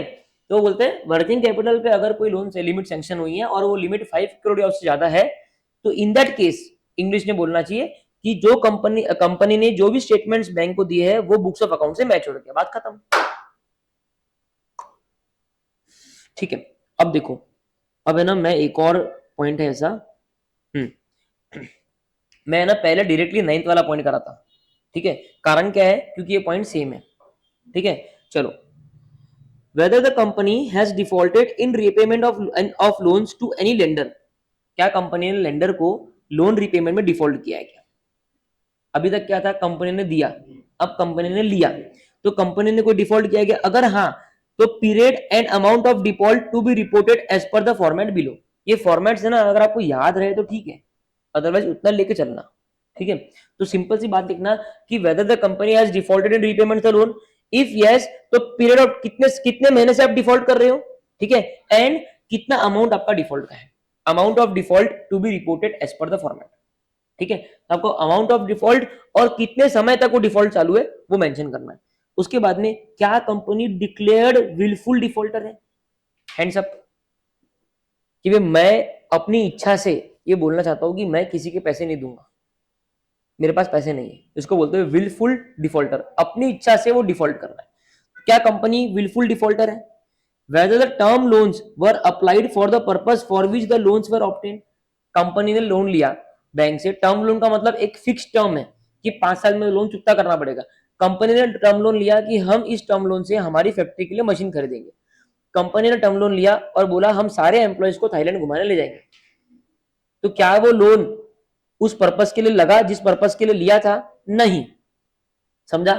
तो वो देखना है आपको, ठीक है। उसके बाद में जो फंड कंपनी ने रेज किया शॉर्ट टर्म बेसिस पे, वो यूटिलाइज हुआ है लॉन्ग टर्म पर्पस के लिए, ओहो, है ना, आपने लोन लिया कि मैं इससे मेरा वर्किंग कैपिटल नीड्स पूरा करूंगा, लेकिन आपने वो लोन को पीपीई खरीदने के लिए यूज कर लिया, ठीक है, तो ये कुछ डिफॉल्टिंग के पॉइंट्स है ना। इन्वेस्टमेंट के पॉइंट सिंपल थे, क्या थे? सब्सिडरी और अदर देन सब्सिडरी। उसके बाद में 3 पॉइंट थे अपने लोन चालू होने के पहले, आपके टर्म्स, शेड्यूल ऑफ रीपेमेंट और रीपेबल ऑन डिमांड। लोन चालू हो गया, अब 2 पॉइंट ड्यू वाले थे, ओवर ड्यू हो गया या फिर ड्यू हो गया आपने रिन्यू कर दिया।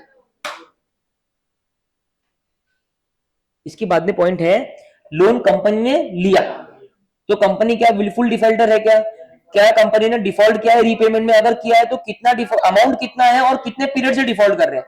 तीसरा, क्या कंपनी ने टर्म लोन लिया है, जिस पर्पस के लिए लिया है उस पर्पस के लिए लगाएंगे? चौथा, अगर शॉर्ट टर्म के लिए लिया है तो लॉन्ग टर्म के लिए लगाएंगे। whether the company has taken any funds from any entity on account of or to meet the obligation of its subsidiary, associates or joint venture। oh my god, क्या point है ये?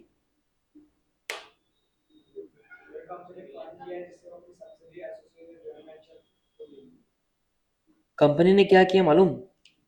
Subsidiary company को, joint venture को, मान लो एक subsidiary अपनी, उसको मान लो जीएसटी का 100 करोड़ का डिमांड आया, अब वो सब्सिडरी कंपनी को पैसा भरना है, सब्सिडरी कंपनी के पास में है नहीं, सब्सिडरी कंपनी की उतनी गुडविल भी नहीं है कि उसको 100 करोड़ को दे दे, पेरेंट कंपनी ने क्या किया, लोन लिया और सब्सिडरी कंपनी के ऑब्लिगेशन के लिए वो लोन को यूज किया, समझा?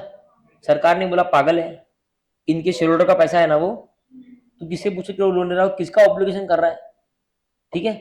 तो क्या कंपनी ने फंड्स लिया, किसी से भी लिया, और वो जो फंड्स लिया वो किसके लिए यूज कर रहा है? अपनी सब्सिडरी के ऑब्लिगेशंस को मीट करने के लिए। अरे बोलते ना पहले खुद की तो कर लो फिर दूसरों की करना।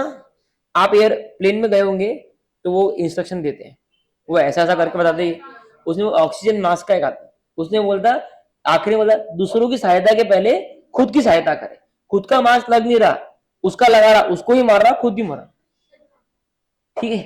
तो वो है, ठीक है ना। whether the company has raised loans during the year on pledge of securities held in its subsidiary, joint venture or associate company। my god, ये पॉइंट क्या है?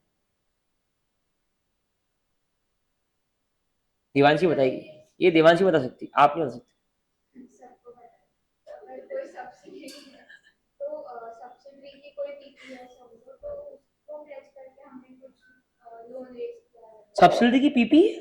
एग्जांपल दे रही मतलब सब्सिडी का कुछ है। No oh no no no, इसके लिए मैंने बोला सिर्फ आप बता सकते हैं, आपने नहीं बताया, सब नहीं बता सकते, बताऊंगा पॉइंट है। चल इसी का तू बता, तू बोल रही थी कुछ। सिक्योरिटीज बोला है ना, तो सब्सिडी में जो शेयर्स ये बात तालियां हो जाए, पेरेंट के पास में सब्सिडी के शेयर्स हैं तभी वो पेरेंट है, पेरेंट को लोन की जरूरत पड़ी, पेरेंट ने क्या किया, सब्सिडी के शेयर्स को प्लेज कर दिया और लोन उठा लिया। सब्सिडी चीख के लिए मम्मा मम्मा, कोई मम्मा नहीं, पैसा चाहिए, उसको मालूम है अगर डिफॉल्ट कर देंगी तो कोई मम्मा बचेगी नहीं, वो चल जाएगी बैंक में, समझ आया पॉइंट? तो कंपनी ने ये बेहुदा हरकत करी है क्या कि अपने ही बच्चे को प्लेज करके पैसा उठाया, समझा? ठीक है ना। अब ये हो गए रीपेमेंट के सारे पॉइंट्स। तो पहले हमने क्या पढ़ा था कि हमने इन्वेस्टमेंट किया, उसमें हमने इन्वेस्टमेंट किया, लोन दिया, किसको दिया? सब्सिडरी को दिया, जेवी को दिया, एसोसिएट को दिया और अदर देन उसको दिया। अगर इनको दिया तो एग्रीगेट अमाउंट कितना दिया और आउटस्टैंडिंग बैलेंस कितना है। उसके बाद में हमने बोले तीन पॉइंट है लोन चालू होने के पहले के और 2 ड्यू वाले पॉइंट है।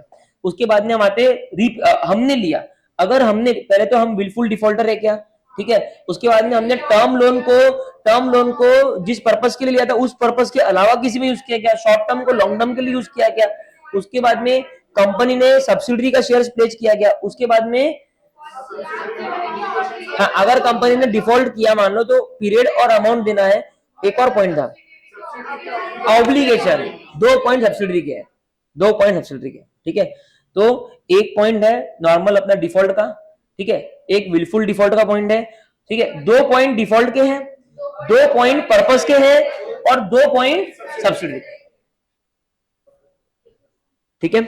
2 point default, 2 point subsidiary, 2 point purpose, ठीक है, कोई बात नहीं। अब आ जाओ इधर, कहाँ थे अपन, यहाँ पे। अब देखो ये तो छोटी मोटी पॉइंट है, ठीक है।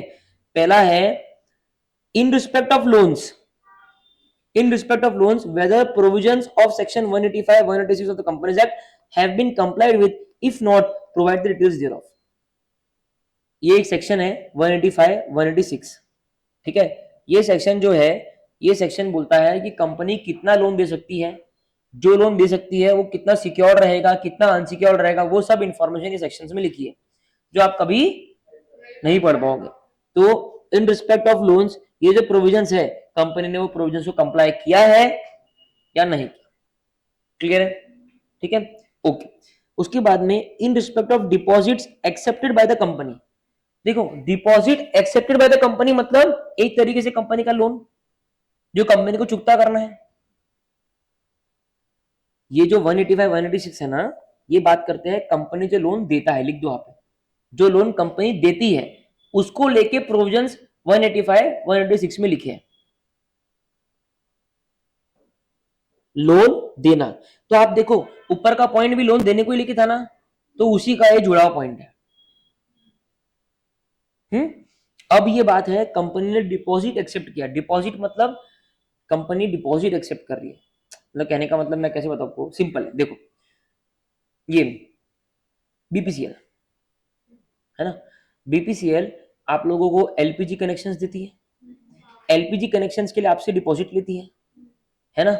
बीपीसीएल की बैलेंस शीट में ये जो चीज है इसको डिपॉजिट के ऐसा लाइबिलिटी में शो होता है। ये लोन है क्या, नहीं, ये किसी ने डिपॉजिट दिया है किसी चीज के लिए, वापस देना पड़ेगा।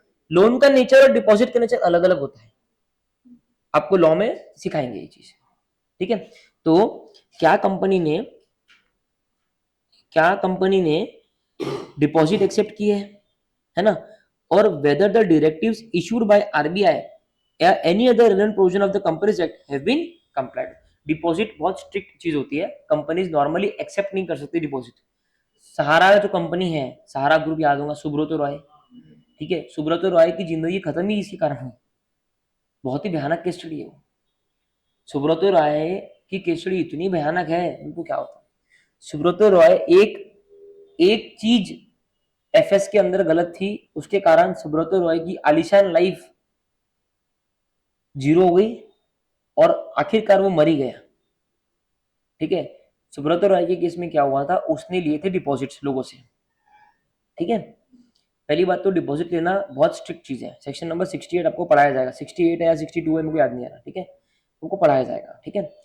अब डिपॉजिट लिए तो लिए, अब क्या हुआ, एलओडीआर जो आप कभी लाइफ में नहीं पढ़ पाओगे, लिस्टिंग ऑब्लिगेशन डिस्क्लोजर रिक्वायरमेंट्स, ये एक चीज होती थी सीए फाइनल ऑडिटिंग में, जी उन्होंने निकाल दी, ठीक है। और विडंबना ये है कि आप जब कॉर्पोरेट जॉब करोगे तो उसमें आपको बहुत सारा काम एलओडीआर का करना पड़ता है, ठीक है।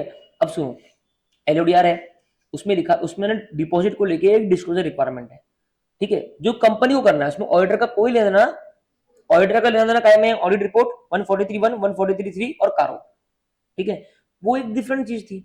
अब उससे पता है क्या हुआ, एक एम्प्लॉय ने डिपॉजिट की रिपोर्टिंग कर दी, ठीक है, जो करनी चाहिए थी, लेकिन कंपनी क्या कर रही थी, बहुत टाइम से वो रिपोर्टिंग को मैनेज कर रही थी,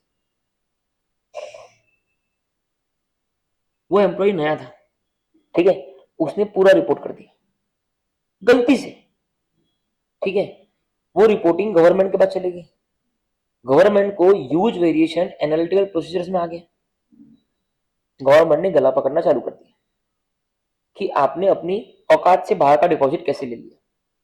पहली चीज तो वो एम्प्लॉय का क्या हुआ वो मेरे को मालूम नहीं, दूसरी चीज उसके पैरों के नीचे जमीन हिल गई। पता है जमीन क्यों हिली? प्रॉब्लम ये नहीं था कि डिपॉजिट एक्स्ट्रा ले लिया, वो तो ठीक है, प्रॉब्लम ये था कि वो एक्चुअली डिपॉजिट नहीं थे, वो ब्लैक मनी था और वो डिपॉजिट के नाम से वाइट हो रहा था। वो डिपॉजिट के नाम से वाइट कैसा हो रहा था? इशिका बगड़िया, प्रेम अग्रवाल, नमित लड़ानी, प्रीत अग्रवाल, आस्था, देवांशी, भूमि, शुभम, प्रज्ञा, ये सब फेक नाम से डिपॉजिट की रिसिप्ट बनी हुई थी कि इनके ये लोन्स है, मतलब डिपॉजिट है। इस नाम के कोई व्यक्ति अवेलेबल नहीं थे। कोर्ट ने बोला नॉर्मली कि इतना इतना, गवर्नमेंट ने बोला मेरे को सब डिपॉजिट्स की डिटेल लाके दे दो, तो उन्होंने दिया तो गवर्नमेंट ने जब सैंपल चेक किया तो वो डिपॉजिट होल्डर मैच नहीं कर रहे, तो गवर्नमेंट ने बोला हमारी गलती होगी, तो बड़ा आदमी है, तेरी गलती थोड़ी हो सकती है, तो एक काम कर, तो एक नोटिस डाल और इन सभी लोगों को बोल कल की कल तू पैसा वापस कर रहा है और इनको बोल आके पैसा लेके जाए। कोई आया ही नहीं क्योंकि कोई था ही नहीं। इस तरीके से वो केस फंसता गया, फंसता गया, फंसता गया, फंसता गया और वो सालों साल जेल में बंद रहा और उसकी मौत जेल में हो गई, सिर्फ एक एम्प्लॉय की मिस्टेक के कारण। यही केस था सत्यम का। सत्यम सालों साल, सत्यम करके कंपनी थी जो आज के टाइम पे महेंद्र टेक महिंद्रा है। सत्यम करके बहुत ही बढ़िया कंपनी थी। वो सत्यम कंपनी में खर्चा बढ़ाने के लिए वो लोग फेक पेरोल एक्सपेंस बना रहे थे, by Namit Ladani employee expense 2 CR, ठीक है, ऐसा कोई एम्प्लॉय था ही नहीं। एक आधी ऐसी रिपोर्टिंग में सत्यम फंस गया। एक्चुअली वो फंसा शायद ईयूएम पैराग्राफ के कारण या ऐसा कोई ऑडिटर के पैराग्राफ के कारण कि we are not able to check the internal controls in relation to payroll, और वो फंस गया, फंस गया, फंस गया और वो कंपनी खत्म हो गई। वो तो भला हो महिंद्रा का कि आज वो कंपनी रिवाइव होगी, बहुत बेहतरीन कंपनी है, ठीक है। ऐसे कई सारे राज मैं आपके सामने खोलूंगा, आपको मजा आएगा। I am a good story teller, ऐसा लगता है मेरे को। सारा का केस बहुत रोमांचक है। तो ये इस लेवल पे ये कारो और ये सब चीज है। कारो बहुत डेंजरस है ना, ऐसा वैसा मत समझना कारो को, ठीक है, क्योंकि इसमें सब कुछ खुला है ना। कितने सारे पॉइंट्स पूछ रहे वो लोग, वहां पे क्या लिखते हैं? Qualified opinion. अरे क्वालिफाइड ओपिनियन अंग्रेजी, ठीक है, ये है वही पॉइंट्स। एजे की लिखो ना, विलफुल डिफॉल्टर है नहीं है, क्या किया, लोन को रिन्यू किया क्या, वहां तक पूछ लिया उसने। चलो जाने दो, मेरा टाइम जाता बहुत, ठीक है। अभी आ जाता हूं मैं डिपॉजिट पे। तो डिपॉजिट से कहानी चालू हुई थी। तो डिपॉजिट पे, हेलो, चौथे फ्लोर पे, हाँ, है ना। अभी मैं क्या बोल रहा था आपको, हाँ, इन रिस्पेक्ट ऑफ डिपॉजिट, ये डिपॉजिट वाला पॉइंट हो गया। तो अगर कंपनी ने डिपॉजिट एक्सेप्ट किया तो आरबीआई के डायरेक्टिव्स फॉलो किए क्या, है ना, सारे प्रोविजंस के डायरेक्टिव्स फॉलो किए क्या, वो सब देखने, ठीक है, ये हो गया बात खत्म। उसके बाद में मेंटेनेंस ऑफ कॉस्ट रिकॉर्ड्स, अरे यार इस पे अलग कहानी है। Whether maintenance of cost records has been specified by central government, क्या सेंट्रल गवर्नमेंट ने कॉस्ट रिकॉर्ड्स मेंटेन करना स्पेसिफाई किया है क्या? Under subsection 1 of 148 of the companies act, 148 करके सेक्शन है कंपनीज एक्ट का, उसमें बताता है किसको कॉस्ट रिकॉर्ड मेंटेन करना है। अगर है तो क्या ये रिकॉर्ड्स मेंटेन हुए हैं? सिंपल, ठीक है। मैंने अपने 3.5 साल के जॉब में 1 साल 1.5 साल पीएनएल किया, 2 साल पीएनएल किया, पीएनएल के पैरेलल में मैंने किया कॉस्ट रिकॉर्ड्स। जो बंदा पीएनएल करता है वही बंदा कॉस्ट रिकॉर्ड्स करता है, क्योंकि वो मैचिंग करना पड़ता है उसकी, ठीक है। और मैंने फिर 1.5-2 साल किया बैलेंस शीट। मैं आपको बताता हूँ अपनी लाइफ की the most difficult thing I have done is I have made cost records, वो भी 2 साल। मैं जिंदगी में कभी डरने वालों में से नहीं हूँ, मेरे को डर भी लगता नहीं। कॉस्ट रिकॉर्ड एक ऐसी चीज थी जो आता था ना तो मेरे हाथ पैर ठंडे जाते थे कि मेरे को इतना वो होता था, वो इतना कॉम्प्लिकेटेड रहता, मैं आपको क्या बताऊं। आप सोचो मेरे ऐसा व्यक्ति अगर ये बात बोल रहा तो कितना कॉम्प्लिकेटेड होगा। मतलब मेरे को हर चीज मैच करनी पड़ती थी कि ये रिफाइनरी से ये इतना हुआ है तो मार्केटिंग में इतना गया और उसमें इतना गया, उसमें इतना। कॉस्ट रिकॉर्ड क्या है कि ये मॉडल को बनाने की कॉस्ट कितनी लगी, उस पर कितनी मार्जिन जुड़ रही है, और क्या आपको ये कॉस्टिंग से पीएनएल के प्रॉफिट को मैच करना पड़ता है। ओ माय गॉड, ब्रिलियंट एक्टिविटी। और उसके जो ऑडिटर होते हैं, कॉस्ट ऑडिटर, वो भी ब्रिलियंट होते हैं। ब्रिलियंट चीज को चेक करने वाला आदमी ब्रिलियंट। मैं आपको बताऊं ना, उसमें बनता था 2A 2B, ये सब स्टेटमेंट होते थे, अलग अलग बहुत सारे बनते थे statement. Reconciliation from book profit to cost profits. मतलब ये एक चीज होती थी, जो चीज प्रज्ञा को मालूम पड़ जाती थी कि मैं ये कर रहा हूं, मेरे हाव भाव देख के कि मैं वो कर रहा हूं। अलग लेवल था वो काम। और जब वो कॉस्ट रिकॉर्ड्स बनते थे उसको प्रेजेंट करना, और कॉस्ट रिकॉर्ड्स में ना कम से कम 10 लोग बैठते थे। पीएन में 4 लोग बैठते थे, कॉस्ट रिकॉर्ड में 10 लोग बैठते थे। उसमें हमारे डायरेक्टर फाइनेंस ये वो उन सबको, मेरा जो बीपीसीएल में अच्छा लाइफ गुजरा है, अच्छे लोग मिले हैं, अच्छा प्रमोशंस वगैरह सब था, वो इसी के लिए था क्योंकि मैंने कॉस्ट रिकॉर्ड्स बनाए थे। बट भगवान ना करे अपने दुश्मन को भी ना बनाना पड़े, इतने डेंजरस रहते हो, ठीक है। उसमें अगर एक चीज में गलती हो गई, उसको ढूंढना मेरे लिए सबसे बड़ा हेडेक रहता था। मतलब मैंने कॉस्ट रिकॉर्ड बनाते वक्त सीखा है कि चेंज एडिट लॉग एक्सेल में कैसे वो करते हैं कि मेरे को मालूम पड़े कि मैंने इसकी एडिटिंग कब करी थी। मैंने हर सेल पे एडिटिंग वाला वो कर रखा था कि मेरे को मालूम पड़े कि एडिटिंग मैंने कब करी थी, ताकि मैं रिमाइंड कर सकूं कि उस टाइम पे मैंने क्या चेंज किया। हेलो, हाँ हाँ,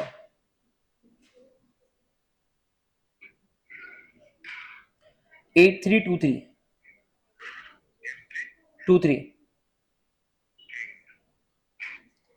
समझ में आया। तो ये होते अब कॉस्ट रिकॉर्ड सबको एप्लीकेबल नहीं है। कॉस्ट रिकॉर्ड एप्लीकेबल है sensitive areas of the country, जैसे कि इलेक्ट्रिसिटी, जैसे कि पेट्रोल, ठीक है, नहीं इंश्योरेंस नहीं, जैसे कि इलेक्ट्रिसिटी, पेट्रोल, फिर तुम्हारा ये हाँ नहीं नहीं नहीं, सब तो सर्विस सेक्टर है, गुड्स वाला। Pharma, pharma company, oh my God, pharma company को तो भयानक वाले एप्लीकेबल है, ठीक है। ये सब सेंसिटिव एरियाज है, मतलब ये वो एरियाज है जहां पे गवर्नमेंट चाहती है कि उसका कंट्रोल रहे कॉस्ट के ऊपर। गवर्नमेंट चाहती है कि तू ज्यादा पैसे ना ले, तू ज्यादा मार्जिन ना कमा, समझा। लेकिन आपका दुर्भाग्यवश आपको कॉस्ट रिकॉर्ड्स पढ़ने नहीं मिलेगा, थैंक्स टू आईसीआई। आपके कोर्स से निकल चुका है ये, जितनी भी टिपिकल चीजें हैं ये सब आपके कोर्स से निकल चुकी, ठीक है, ओके। मतलब मैं इमेजिन करता हूं कि अगर मान लो मैंने सीए फाइनल में कॉस्ट रिकॉर्ड्स इतना डिटेल में नहीं था लेकिन अच्छा था, 3-4 पेज थे, एक मई को मालूम रहता ना कॉस्ट रिकॉर्ड्स क्या है, किसको रखने हैं, क्या रखने हैं। मैं आज भी जो बोल रहा है ये मेरी उस नॉलेज की तरफ से बोल रहा आपको कि फार्मा को रखना पड़ता है, ठीक है। अभी तुमको तो पता ही नहीं है, अब तू बीपीसीएल में गया और तेरे को कॉस्ट रिकॉर्ड के प्रोफाइल में डाला तो तू क्या बोलेगा कि ये क्या होता है, फिर वो क्या बोलेगा तू कौन है, तू सीए है ना, तेरे को नहीं पता कॉस्ट रिकॉर्ड्स क्या है, तो बोलेगा नहीं पता। ये प्रॉब्लम है, ये प्रॉब्लम है, ये सिटी सीए फाइनल के कोर्स की, 3rd क्लास कोर्स एकदम, जिसमें कोई नॉलेज नहीं है किसी को भी, तो उनकी इच्छा, ठीक है। ये डिपॉजिट्स है, कम से कम मैं आपको बता रहा, आपको पता चल रहा है क्या है, बाकी जिसको जिज्ञासा होगी देखना और जाके, ठीक है। तो इन रिस्पेक्ट ऑफ डिपॉजिट्स एक्सेप्टेड हमने बात कर ली। चलो वापस से ऑफ ट्रैक हो गए अपन। पहला पीपी था, फिर इन्वेंट्री था, फिर loans investment by the company, फिर उससे जुड़ा हुआ पॉइंट था एक कि 185 186 के प्रोविजन कंप्लाई किए इन्वेस्टमेंट को लेके, फिर बाद में था अपना एक लोन अपन ने जो दिया वो, नहीं अपने लोन जो लिया वो, ठीक है, लोन ले रहे, डिपॉजिट भी काइंड ऑफ लोन ही है, ठीक है, और उसके बाद में है कॉस्ट रिकॉर्ड्स। समझ में आया? कॉस्ट रिकॉर्ड्स क्या गवर्नमेंट ने, सेंट्रल गवर्नमेंट ने कॉस्ट रिकॉर्ड स्पेसिफाई किए हैं, और वो कहां स्पेसिफाई होते हैं? 148(1) में। और अगर किए हैं तो ये रिकॉर्ड्स मेंटेन हुए हैं क्या, उसके बाद में देखो, whether the company is regular in depositing undisputed statutory dues in including GST, provident fund, income tax, and if not, the extent of arrears of outstanding statutory dues as on the last day of the financial year। क्या मतलब है इसका?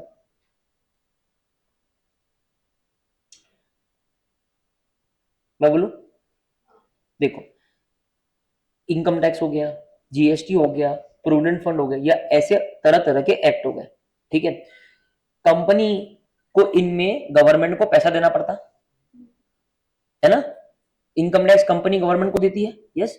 अगर इसमें कोई dispute नहीं है, मतलब तूने माना तेरे को देना है, मैंने माना मेरे को लेना है, तूने माना तेरा अमाउंट इतना है, मैंने माना तेरा अमाउंट इतना है, मतलब कोई डिस्प्यूट नहीं है। अगर डिस्प्यूट नहीं है तो क्या कंपनी रेगुलर है ये अनडिस्प्यूटेड स्टैट्यूटरी ड्यूज डिपॉजिट करने में? क्या कंपनी ने कभी देर नहीं करी ना, कि गवर्नमेंट को पैसे देना है कंपनी ने देर कर दी देने में, ऐसा है क्या? पहले वो बता कि weather the company is regular, क्या कंपनी रेगुलर है इसको डिपॉजिट करने में, और अगर रेगुलर नहीं है तो extent of the arrear of outstanding statutory dues as on the last day of the financial year. Financial year का जो लास्ट डे है, मतलब 31 मार्च पे कितने आउटस्टैंडिंग ड्यूज है जो अरियर्स में है, जो ड्यू हो चुके हैं, कोई डिस्प्यूट भी नहीं है लेकिन अभी तक पे नहीं हुए। गवर्नमेंट अभी खुद का भी तो देखेगी ना भाई, मेरे को कितना देना बाकी है इसको, है ना, लेकिन वो अनडिस्प्यूट होना चाहिए। क्या होना चाहिए? पॉइंट पढ़ो मन में ये पूरा।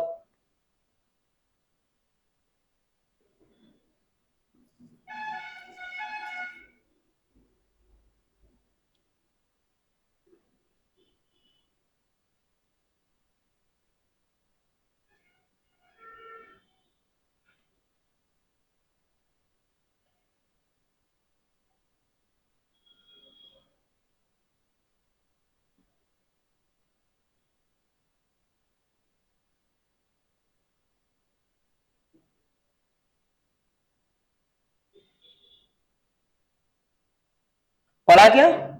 हाँ, समझ में आया? हाँ, सो मेरे पीछे अपनी इंग्लिश में बोलेंगे, whether the company is regular in depositing, क्या डिपॉजिट करना है? Undisputed statutory dues, and if not the arrears of outstanding as on the balance sheet date. अब दूसरा पॉइंट देखो कितना प्यारा है, कि अगर कंपनी का समझो डिस्प्यूट है, उसके कारण नहीं कर रही, whether where the statutory dues refer to in the sub clause A have not been deposited on account of any dispute. आप इसके लिए गवर्नमेंट को नहीं दे रहे हो क्योंकि आपका कोई डिस्प्यूट है, आप बोल रहे हो मेरी इतनी लाइबिलिटी नहीं है, तो कितना अमाउंट इन्वॉल्व है और कौन से फोरम में आपका डिस्प्यूट पेंडिंग है, मतलब हाई कोर्ट में केस चालू है, सुप्रीम कोर्ट में केस चालू है, डिस्ट्रिक्ट कोर्ट में केस चालू है, कौन से फोरम में आपका डिस्प्यूट पेंडिंग है वो आप मेंशन कर दो। क्लियर है?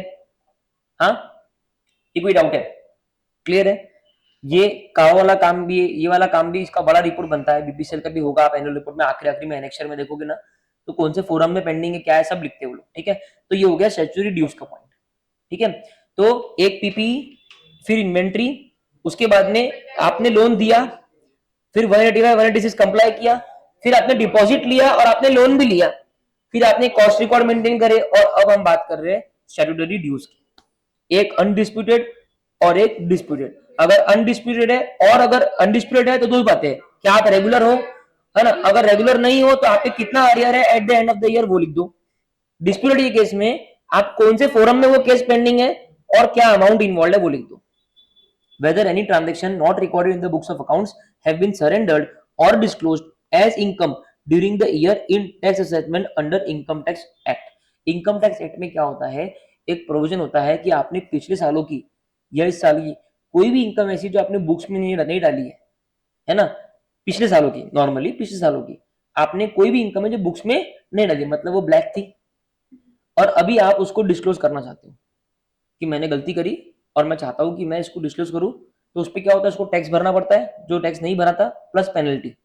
तो वेदर एनी ट्रांजेक्शन जो बुक्स में रिकॉर्ड नहीं हुआ था, क्या आपने ऐसा कोई ट्रांजेक्शन सरेंडर किया है या डिस्क्लोज किया है एज एन इनकम इस साल में इन द इनकम टैक्स? समझ में आई बात? ठीक है, तो आपने कोई ट्रांजेक्शन जो पिछले बारी कभी भी आपने रिकॉर्ड नहीं किया, क्या आपने ऐसा ट्रांजेक्शन डिस्क्लोज किया है या सरेंडर किया है एज एन इनकम? है ना, कि मान लो कोई बिल्डर है, उसकी कंपनी है, एक पूरी फ्लैट स्कीम बेचने पे उसको जो पैसा मिला उसने उसको इनकम बोल के रिकॉर्ड नहीं किया एज पर एएस 9, है ना, और टैक्स में भी उसने नहीं दिखाया कंप्यूटेशन में, और अब उसको रात को भगवान आए सपने में कि भाई गलत बात है, अगर ऐसा करेगा तो आगे एक भी फ्लैट नहीं बिकेगा। अगले दिन उसने बोला कि भाई मैं डिस्क्लोज कर रहा हूँ, इनकम टैक्स में उसने बोला, मेल डाला मेरे को डिस्क्लोज करना है, इनकम टैक्स ने सारी पेनल्टी कैलकुलेट करके बता दी इतना ज्यादा को देना है। अगर ऐसा कुछ किया है तो ऑडिटर की रिपोर्ट में कारों में वो पॉइंट आना चाहिए कि उसने सर ऐसी इनकम है जो पहले रिकॉर्ड नहीं की थी और इस साल वो सरेंडर कर रहा है। क्लियर है बात? ठीक है, ये अपने 9 पॉइंट हो गए, बराबर है। सबसे पहले भी नीचे आ जाओ, 21 पॉइंट टोटल, वो नंबरिंग के इशू के कारण आपको 22 लग रहे थे, ठीक है। Whether there have been any qualification और adverse remark by the respective auditor in the CARO of the company included in the consolidated financial statements. मतलब वही उसने बात बोला था ना कि कारो बनता है एसएफएस का, ठीक है, लेकिन 21 नंबर का जो पॉइंट है वो आपको सबका लेना पड़ेगा। तो 21 नंबर का पॉइंट क्या है कि किसी भी इसमें किसी भी कंपनी वाले ऑडिटर ने अगर कोई नेगेटिव मतलब क्वालिफिकेशन दिया है या एडवर्स रिमार्क दिया है, किसने दिया है? बाय द रिस्पेक्टिव ऑडिटर, ठीक है, काय में? अपनी कारों की रिपोर्ट में, of the companies included in the CFS, जो कंपनी हमारे सीएफएस में इंक्लूडेड ऑलरेडी है, मतलब हमारे सब्सिडरी कंपनीज।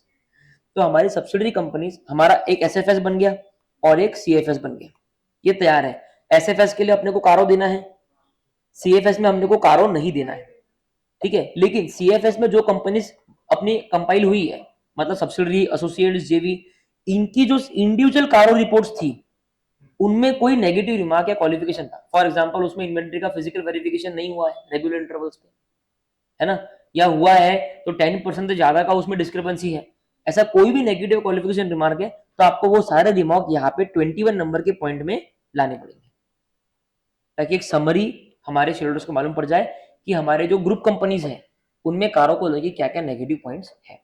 पूरा कारो कंपाइल नहीं करना है, ठीक है, सिर्फ जो भी नेगेटिव पॉइंट्स है वो आपको 21 नंबर के पॉइंट में डालना है। कोई डाउट किसी को? एसएफएस के कारो में ऐड हो जाएगा, सीएफएस का तो कारो बनता ही नहीं है। एसएफएस का कारो बना पेरेंट का, उसके पूरे 20 पॉइंट्स हो गए। अब 21 नंबर पे वो डालेगा कि उसके जो ग्रुप कंपनीज हैं उनके जो इंडिविजुअल कारो स्टेटमेंट्स हैं ऑडिटर के, उसमें अगर कोई नेगेटिव या क्वालिफाइड और एडवर्स रिमार्क है तो वो सारे यहाँ पे लाइन में लाइन आएंगे, समझा? तो जो अपने यूजर है उनको पूरा एक आइडिया मिल जाएगा। कोई डाउट नहीं? पैराग्राफ 4 मैंने बोला था ना, पैरा 3 और पैरा 4 है, कारो के 21 पॉइंट जो है पैरा 3 है। पैरा 4 क्या है? Reasons to be stated for unfavourable और क्वालिफाइड आंसर्स। पहला, where in the auditors report the answer to any of the questions refer to in para 3, मतलब ऊपर के जो 20 पॉइंट्स थे, ठीक है ना, उसमें अगर किसी का भी आपका अनफेवरेबल कमेंट है या क्वालिफाइड कमेंट है ना, जैसे कि वर्किंग कैपिटल लिमिट सैंक्शन हुई थी इन्वेंट्री पे 5 करोड़ से ज्यादा की, और आप बोलते हो कि जो स्टेटमेंट कंपनी ने बैंक को दिया वो बुक्स ऑफ अकाउंट से मैच नहीं कर रहे, क्वालिफाइड आ गया, तो auditor shall state the basis for such unfavourable या फिर qualified answer as the case, है ना, आपको कारण बताना पड़ेगा ना भाई, ताकि यूजर समझे, है ना। Where the auditor is unable to express any opinion on any specified matter, ऊपर दिए गए 20 में से ऐसा कोई पॉइंट है जहां पे आप अपना ओपिनियन बना ही नहीं पा रहे, his report shall indicate such fact together with reasons as to why it is not possible for him to give opinion on the same। तो उसको रिपोर्ट में लिखना पड़ेगा कि मेरे से वो ओपिनियन नहीं बन रहा और क्या ऐसी बात हो गई कि तेरे को उस पे ओपिनियन बनाते आ ही नहीं। ये दो बात आपको पैरा 4 में स्टेट करनी है, एक कि आपने ऊपर के 20 मैटर्स में अगर कोई भी क्वालिफिकेशन दिया तो उसका कारण, और दूसरा कि अगर आपने ऊपर कहीं भी क्वालिफिकेशन नहीं दे पा रहे, आप ओपिनियन नहीं दे पा रहे, यस और नो वाला, तब आपको फैक्ट बताना पड़ेगा कि पॉइंट नंबर 15 में मैं कोई ओपिनियन नहीं दे पा रहा और मैं इस कारण से ओपिनियन नहीं दे पा रहा। समझ में आई बात? 20 पॉइंट्स कारो के है ये, ठीक है। मैंने आपको 9 पॉइंट जो इंपॉर्टेंट वाले थे वो करवाया है, तो आपका एक होमवर्क है, ठीक है। मेरे CSRT के ऐप पे आप स्टोर में जाना, स्टोर में जाओगे तो वहां पे चैप्टर नंबर ये कौन सा है, 8 चैप्टर नंबर 8 करके कंटेंट में होगा। कहाँ पे, तो अपने पास में लिख दो स्टोर, स्टोर में आप जाओगे, वहां पे जाओगे CA इंटर ऑडिटिंग, कहाँ जाओगे, CA इंटर ऑडिटिंग, और CA इंटर ऑडिटिंग में आप जाओगे कंटेंट में, कहाँ जाओगे, कंटेंट में चैप्टर नंबर 8 में जाओगे, उसका लास्ट वीडियो, उसके लास्ट वीडियो के आखिरी 20 मिनट्स या 30 मिनट्स में ये रिमेनिंग के पॉइंट्स कवर्ड है, ठीक है। तो वो सारे पॉइंट्स ना आप वहां से देख के आ जाओ, ठीक है। आप जब भी पूरे दिन में आराम से फ्रेश माइंड से शाम में आधी घंटा 15 मिनट लेके बैठना और ये छोटे छोटे पॉइंट खत्म कर देना, ठीक है। उसके बाद में आप इस सारे 20 पॉइंट्स की रीडिंग करके आना अच्छे से। किसी को भी कुछ भी डाउट है तो कल क्लास से पहले वो डाउट पूछेंगे अपन, ठीक है। और फिर अपन कारो कंक्लूड करेंगे। जो मेन 9 पॉइंट थे वो मैंने करवा दिए। सर कारो के ये नंबर याद रखने का बिल्कुल भी मत याद, कोशिश ही मत करना, ठीक है। अब सर थोड़ा सा ऊपर से मैं आपको बताता हूँ, ठीक है। सबसे पहले अभी जितना किए वो देखते हैं, ठीक है। पीपी इन्वेंट्री, आपने इन्वेस्टमेंट किया, आपने इन्वेस्टमेंट का लोन दिया तो 185 186 का प्रोविजन फॉलो किए।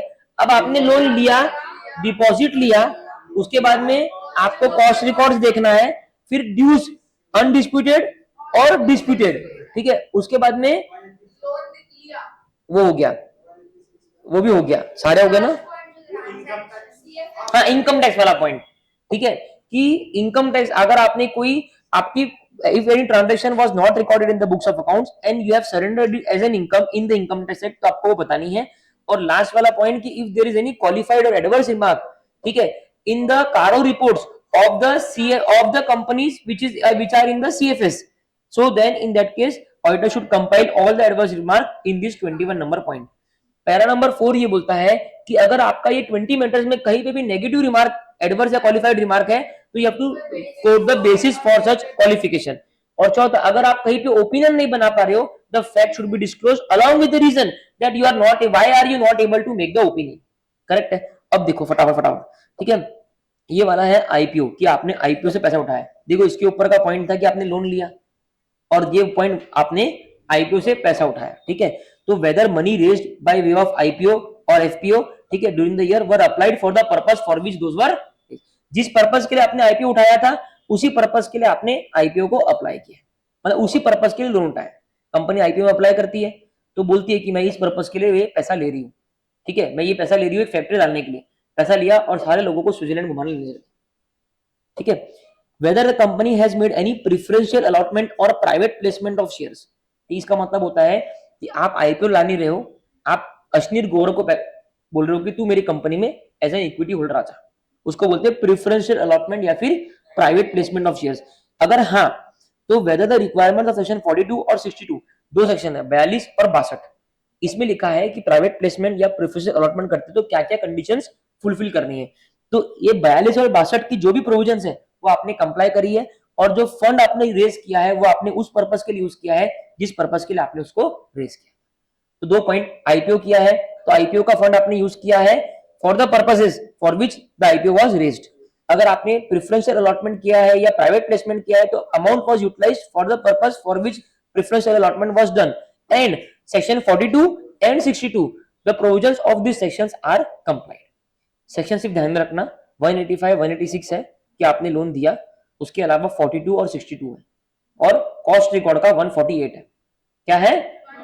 अगर किसी को नहीं याद आया तो आप लिख सकते हो relevant provision of companies act in this regards, लेकिन उसके मार्क्स मिलेंगे नहीं मिलेंगे मेरे को पता नहीं, ठीक है। और ये एग्जाम में 2-3 बार आ चुका है इसके ऊपर क्वेश्चन, प्राइवेट प्लेसमेंट और प्रोफेशनल अलॉटमेंट के। फिर उसके बाद में क्या कंपनी पे ये फ्रॉड वाला पॉइंट अपन ऑलरेडी कर चुके हैं, ठीक है, अभी पढ़ा था ना 143.12 कल पढ़ाया था मैंने, तो वही आपको वापस यहाँ पे रिपोर्ट करना है कि क्या कोई कंपनी क्या कंपनी ने फ्रॉड किया है या फिर कंपनी के ऊपर फ्रॉड हुआ है।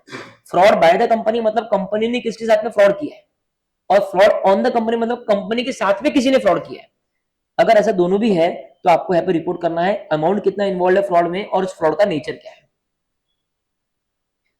ये निधि कंपनी वाला है, वेदर द निधि कंपनी था क्या आप लोग को फाउंडेशन में, तुमको पता है ये वाला पॉइंट एक तो, हाँ, weather the Nidhi company has complied with net own funds to deposit in the ratio of 1:20 to meet out the liability.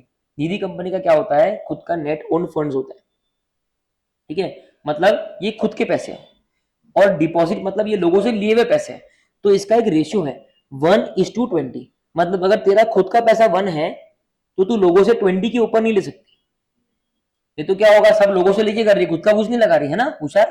तो अगर तेरा 5 है तो इंटू 20 इतना पैसा ही तू लोगों से डिपॉजिट के तौर पे ले सकती है।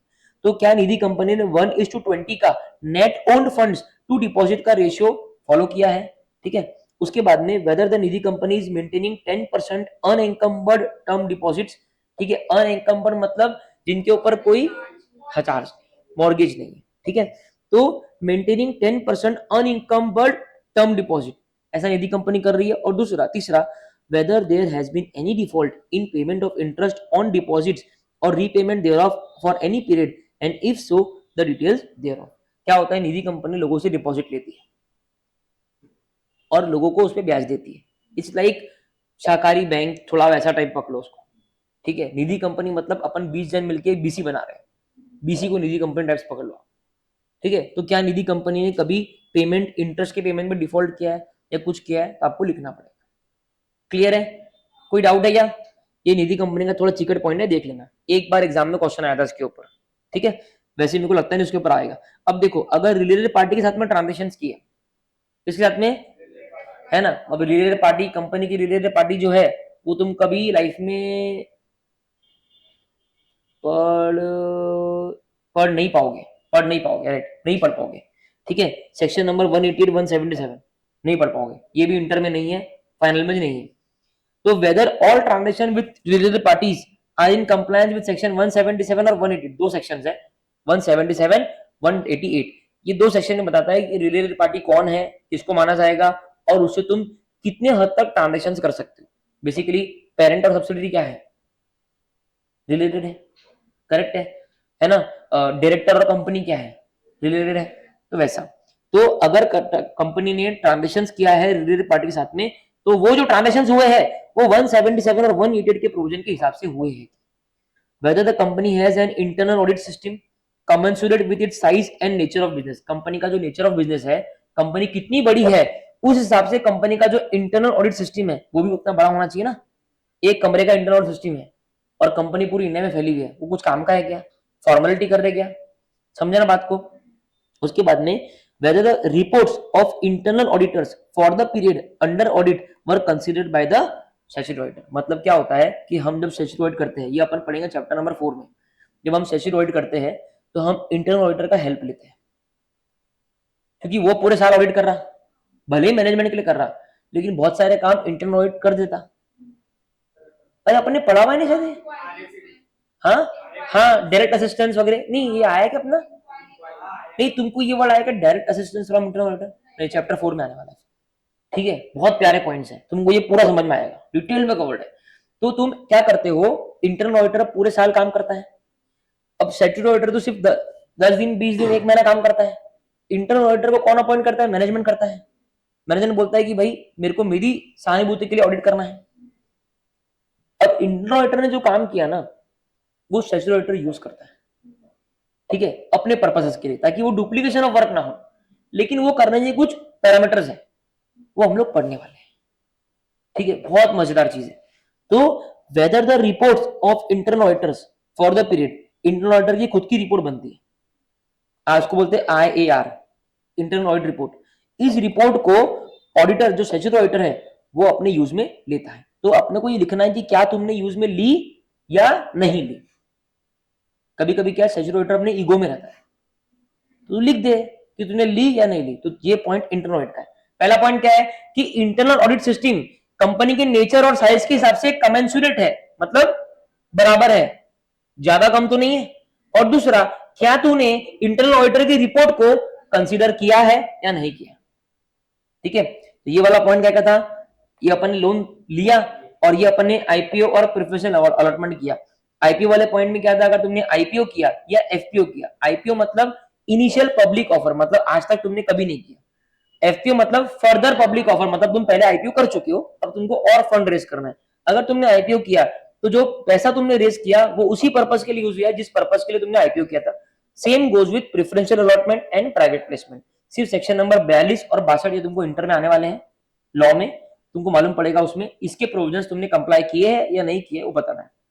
फिर कंपनी पे फ्रॉड हुआ, फिर निधि कंपनी वाला पॉइंट था, फिर रिलेटेड पार्टी का पॉइंट था। सिंपल है, अगर तुमने रिलेटेड पार्टी के साथ में ट्रांजेक्शन किए, लोन दिए नहीं बोल रहा वो, ट्रांजेक्शन किए हैं, तो 188 और 177 तुमने कंप्लाई किया है या नहीं किया।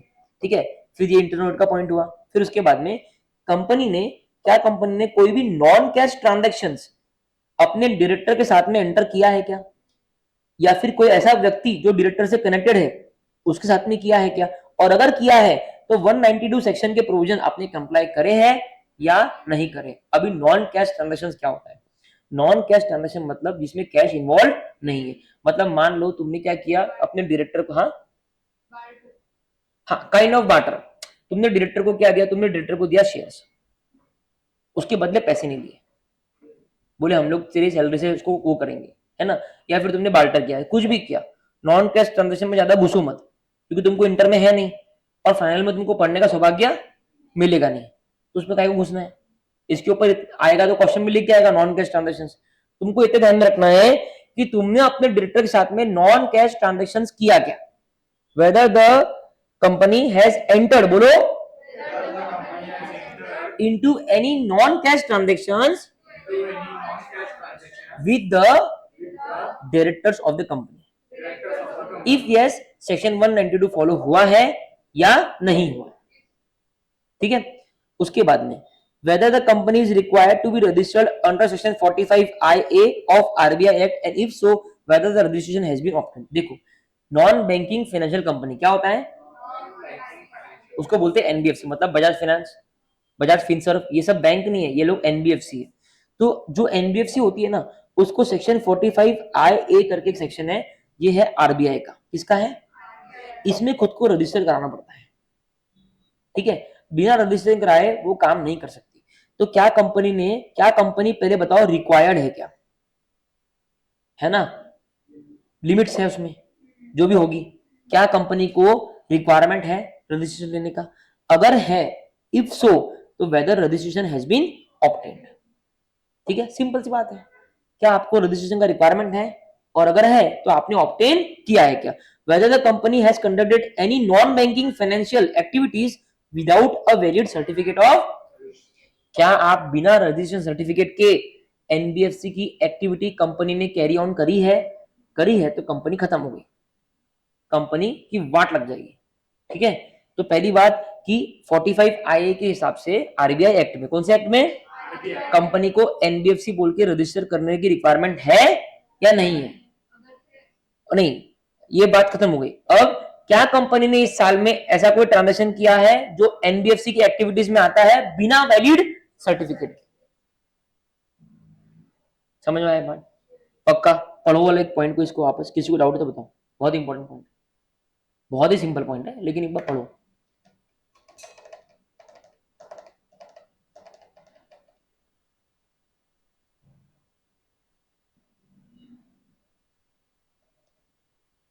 समझ में आया?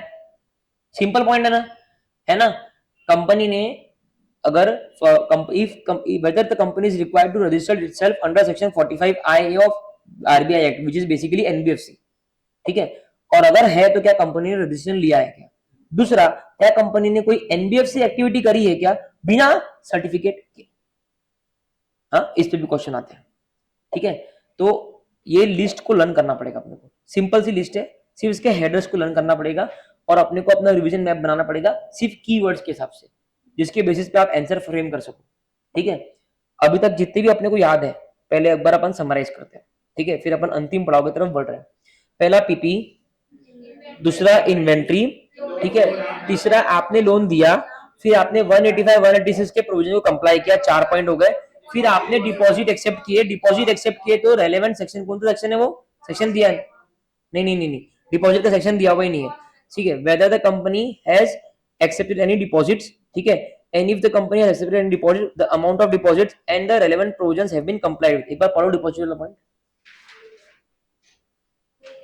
ये ना, आरबीआई डायरेक्टिव्स फॉलो, वही रेलेवेंट लिख दिया, मेरे को याद नहीं आया। ठीक है, ओके उसके बाद में 148 whether the company is required to maintain cost records as per section 148 if yes whether the company has maintained the records. उसके बाद में ड्यूज डिस्प्यूटेड अनड्यू, उसके बाद में इनकम टैक्स में आपने कोई इनकम सरेंडर करी है क्या, ठीक है, उसके बाद में आपने लोन लिया, उसके बाद में आपने आईपीओ रेज किया, एफपीओ रेज किया, सेम है आपने वो फंड को उस पर्पस के लिए उसे यूटिलाइज किया, आपने प्रेफरेंशियल अलॉटमेंट किया या प्राइवेट प्लेसमेंट किया तो आपने 42 और 62 के कंप्लाई करे या नहीं करे, ठीक है। उसके बाद में निधि कंपनी के पॉइंट्स है, उसके बाद में कंपनी ने फ्रॉड किया है, कंपनी के ऊपर फ्रॉड हुआ, उसके बाद में रिलेटेड पार्टी से अगर आपने ट्रांजेक्शन किया तो 177 188 के प्रोविजन कंप्लाई किए नहीं किए, अगर आपने डायरेक्टर से नॉन कैश ट्रांजेक्शन में एंटर किया तो 192 का प्रोविजन कंप्लाई किया या नहीं किया। अगर आपने हाँ आपके पास में इंटरनल ऑडिट सिस्टम है क्या जो कमेंसुरेट है with the size and nature of the entity, और क्या ऑडिटर ने इंटरनल ऑडिट के रिपोर्ट्स को कंसीडर किया है, whether the auditor has considered the report of internal auditor for the purpose of the audit. उसके अलावा 45(1)(a का whether the company is required to register itself under section 45(ia) of RBI Act, ठीक है, if yes whether the RC has been obtained, मतलब registration certificate has been obtained। और क्या है हाँ वो और बस ना CFS वाला हाँ लास्ट 21 वाला, ठीक है ओके। अब देखो ये है बहुत प्यारा पॉइंट कि क्या कंपनी ने इस साल कोई कैश लॉस इंकर किए है, क्या किए कैश लॉस इंकर किए क्या, अगर कंपनी ने कैश लॉस इंकर किए हैं इस साल और इमीडिएटली प्रीसीडिंग फाइनेंशियल ईयर तो आपको बताना पड़ेगा कितना amount of cash loss. Cash loss मतलब कैश लॉस का मतलब देखो डेप्रिसिएशन का खर्चा कैश लॉस है क्या नहीं, तो कैश फ्लो स्टेटमेंट आप सीखोगे अभी सी इंटर में, उसमें आपका नेट अमाउंट आता है, अगर वो नेगेटिव है तो उसको बोलते हैं कैश लॉस, ठीक है वो आप सीखोगे।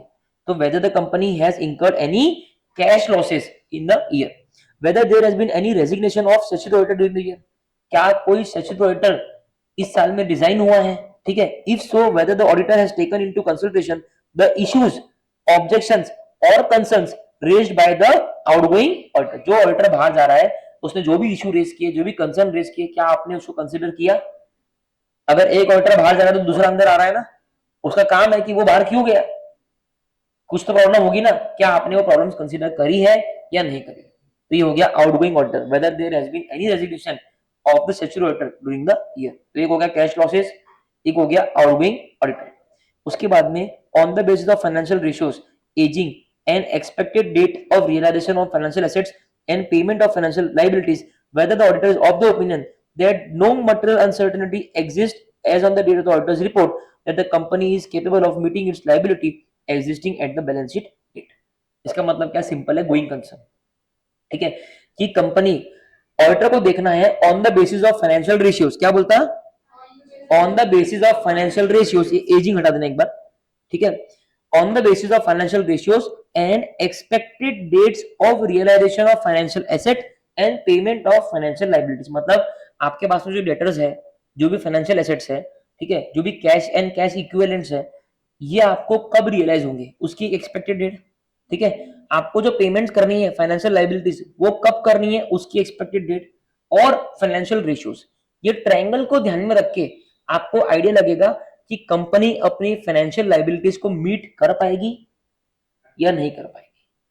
तो वो स्टेटमेंट ऑडिटर को कार्य रिपोर्ट पर देना है कि क्या उसको ये कंपनी उतनी साउंड लग रही है कि वो अपनी फाइनेंशियल लायबिलिटीज को मीट कर पाएगी based on financial ratios.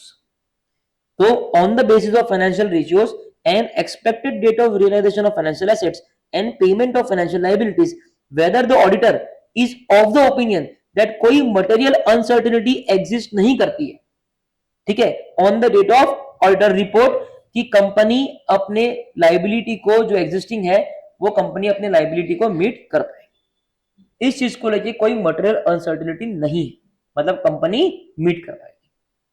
Clear है ये पॉइंट, ठीक है, ये फाइनेंशियल रेशियोज वाला पॉइंट है, मीटिंग द लायबिलिटीज वाला पॉइंट है। Whether in respect of other than ongoing project the company has transferred unspent amount to a fund specified with in a period of 6 months of the expiry of the financial year in compliance with section 135 of the SEED Act। अभी ध्यान से सुनो, एकदम ध्यान से सुनो, ठीक है, एक चीज है जिसका नाम है CSR, कभी सुना है, कहाँ सुना है, अच्छा, तो CSR नाम की एक चीज है, कॉर्पोरेट सोशल रिस्पॉन्सिबिलिटी। क्या होता है, कंपनीज को अपने प्रॉफिट का एवरेज 2%, अब मैं उसमें जाऊंगा नहीं, आपके कोर्स में शायद लॉ में होगा, एक सर्टन परसेंटेज कंपनी को सोशल बेनिफिट के लिए खर्च करना पड़ता है। गवर्नमेंट बोलती है कि कंपनी तू इतना पैसा कमा रही है लोगों से, तो लोगों के लिए कुछ खर्चा कर, लालची क्यों बन रही है। तो गवर्नमेंट ने एक फिक्स्ड परसेंटेज दिया है कि आपके नेट प्रॉफिट का इतना परसेंटेज आपको सोशल खर्चों के लिए करना पड़ेगा, ठीक है। तो उसमें अलग अलग प्रोजेक्ट कंपनी करती है ना, कभी स्कूल बनाएगी, कभी हॉस्पिटल बनाएगी, कभी कुछ करेगी, कभी कुछ करेगी। तो वो अमाउंट जितना भी उस साल का निकला है, साल के शुरुआत में अमाउंट निकल जाता है कि ये साल आपको 100 करोड़ खर्चा करना है, ठीक है। ये प्रोफाइल मैंने कर रखी है, बीपीसीएल में पीएनएल से जुड़ी हुई प्रोफाइल है। तो साल में आपको 100 करोड़ समझो खर्चा करना है, ठीक है। तो कंपनी को ये पूरा खर्चा उस साल में करना पड़ता है, ठीक है। इसमें एक्सेप्शन क्या है कि कंपनी कभी कभी बड़े प्रोजेक्ट करती है, जिसमें स्कूल बन रही है, स्कूल एक साल में बनती क्या, 2-3 साल लग जाएंगे। तो वो चीज छोड़ के ऑनगोइंग प्रोजेक्ट है, तो उसका खर्चा धीरे धीरे होगा, ठीक है। मान लो 100 करोड़ कंपनी को खर्चा करना है, 100 में से मान लो 40 करोड़ जो है वो ऑनगोइंग प्रोजेक्ट है, मतलब वो एक साल में कंप्लीट होंगे क्या, नहीं, वो चलते रहेंगे। लेकिन 60 करोड़ जो है वो ऑनगोइंग नहीं है, वो ये साल होने चाहिए, लेकिन फिर भी इसमें से 40 करोड़ ही खर्चा हुआ, मतलब 20 करोड़ रह गया, और ये 20 करोड़ ऑनगोइंग का नहीं है। तो इसको एक स्पेसिफाइड फंड गवर्नमेंट ने दिया है कि आप उस फंड में वो पैसा डिपॉजिट कर दो, आपके बदले हम खर्चा कर दें, समझा। लेकिन डिपॉजिट करना पड़ेगा। तो पॉइंट ये है कि whether in respect of other than ongoing project, क्योंकि ऑनगोइंग है तो अलाउड है, अदर देन ऑनगोइंग प्रोजेक्ट अगर है तो क्या कंपनी ने अनस्पेंड अमाउंट, जितना तुम स्पेंड नहीं कर पाए, वो अमाउंट आपने ट्रांसफर किया है क्या एक फंड में, ठीक है। और कब ट्रांसफर करना है, फाइनेंशियल ईयर खत्म होने के बाद 6 महीने में, with in a period of 6 months of the expiry of the financial year. Clear है, सबको क्लियर है। फाइनेंशियल ईयर खत्म होने के बाद में 6 महीने में करना है, ठीक है। तो और उसका सेक्शन है 135, 135, उसके सारे प्रोविजन कंप्लाई करना है। हियर वी एंड अवर कारो, ठीक है, मैंने करा ही दिया। हाँ, and chapter 8, very very beautiful and very very good chapter. अभी ना चैप्टर 3 के कितने पेजेस हो गए, 10 हो गए ना, ठीक है। अभी हम एक बार के लिए चैप्टर 3 के आगे के पेजेस 2-3 दिन नहीं करेंगे, ठीक है। हम इसको करेंगे रिवाइज, चैप्टर नंबर 3 के 10 पेजेस को हम लोग करेंगे रिवाइज। कल आपकी नया चैप्टर चालू हो जाएगा, ठीक है, 7 नंबर का चैप्टर चालू होगा कल। तो कल हम वो चैप्टर चालू करेंगे, और कल हम एक टेस्ट रखने वाले हैं छोटा सा, वो रहेगा कारों के ऊपर, सिर्फ कारों के ऊपर, हाँ, ठीक है। डिस्क्रिप्टिव एमसीक्यू जो भी मैं बोलूंगा वो, और इसके मार्क्स कैलकुलेट हो गए हमारे चैप्टर 8 के फाइनल मार्क्स में, ठीक है। और उसके बाद में चैप्टर 8 का टेस्ट होगा, ठीक है। अभी मेरे को बताओ कि प्रज्ञा मैम का टेस्ट कभी मटेरियल कॉस्टिंग का, वेडनेसडे, इसी का डाल देना ग्रुप पे। हाँ, वेडनेसडे को टेस्ट है, उसके बाद में मैम का वो टेस्ट है बोला हुआ, हाँ वो तो मेरा है। और हाँ, अच्छा, ठीक है, अच्छा, हाँ। तो हम क्या करें, नहीं दो नहीं होंगे, हाँ होगा होगा। तो मैं क्या बोल रहा हूँ, सुनो मेरी बात सुनो। हम लोग क्या करते हैं, हम लोग ऐसा करते हैं कि हम लोग है ना, अभी अपना फ्राइडे को टेस्ट है ना, ठीक है, काय का टेस्ट है 145 का ना, ठीक है। और वेडनेसडे को काय का टेस्ट है, मटेरियल का टेस्ट है ना, अच्छा। हम्म, लेबर के सिर्फ एमसीक्यू टेस्ट है,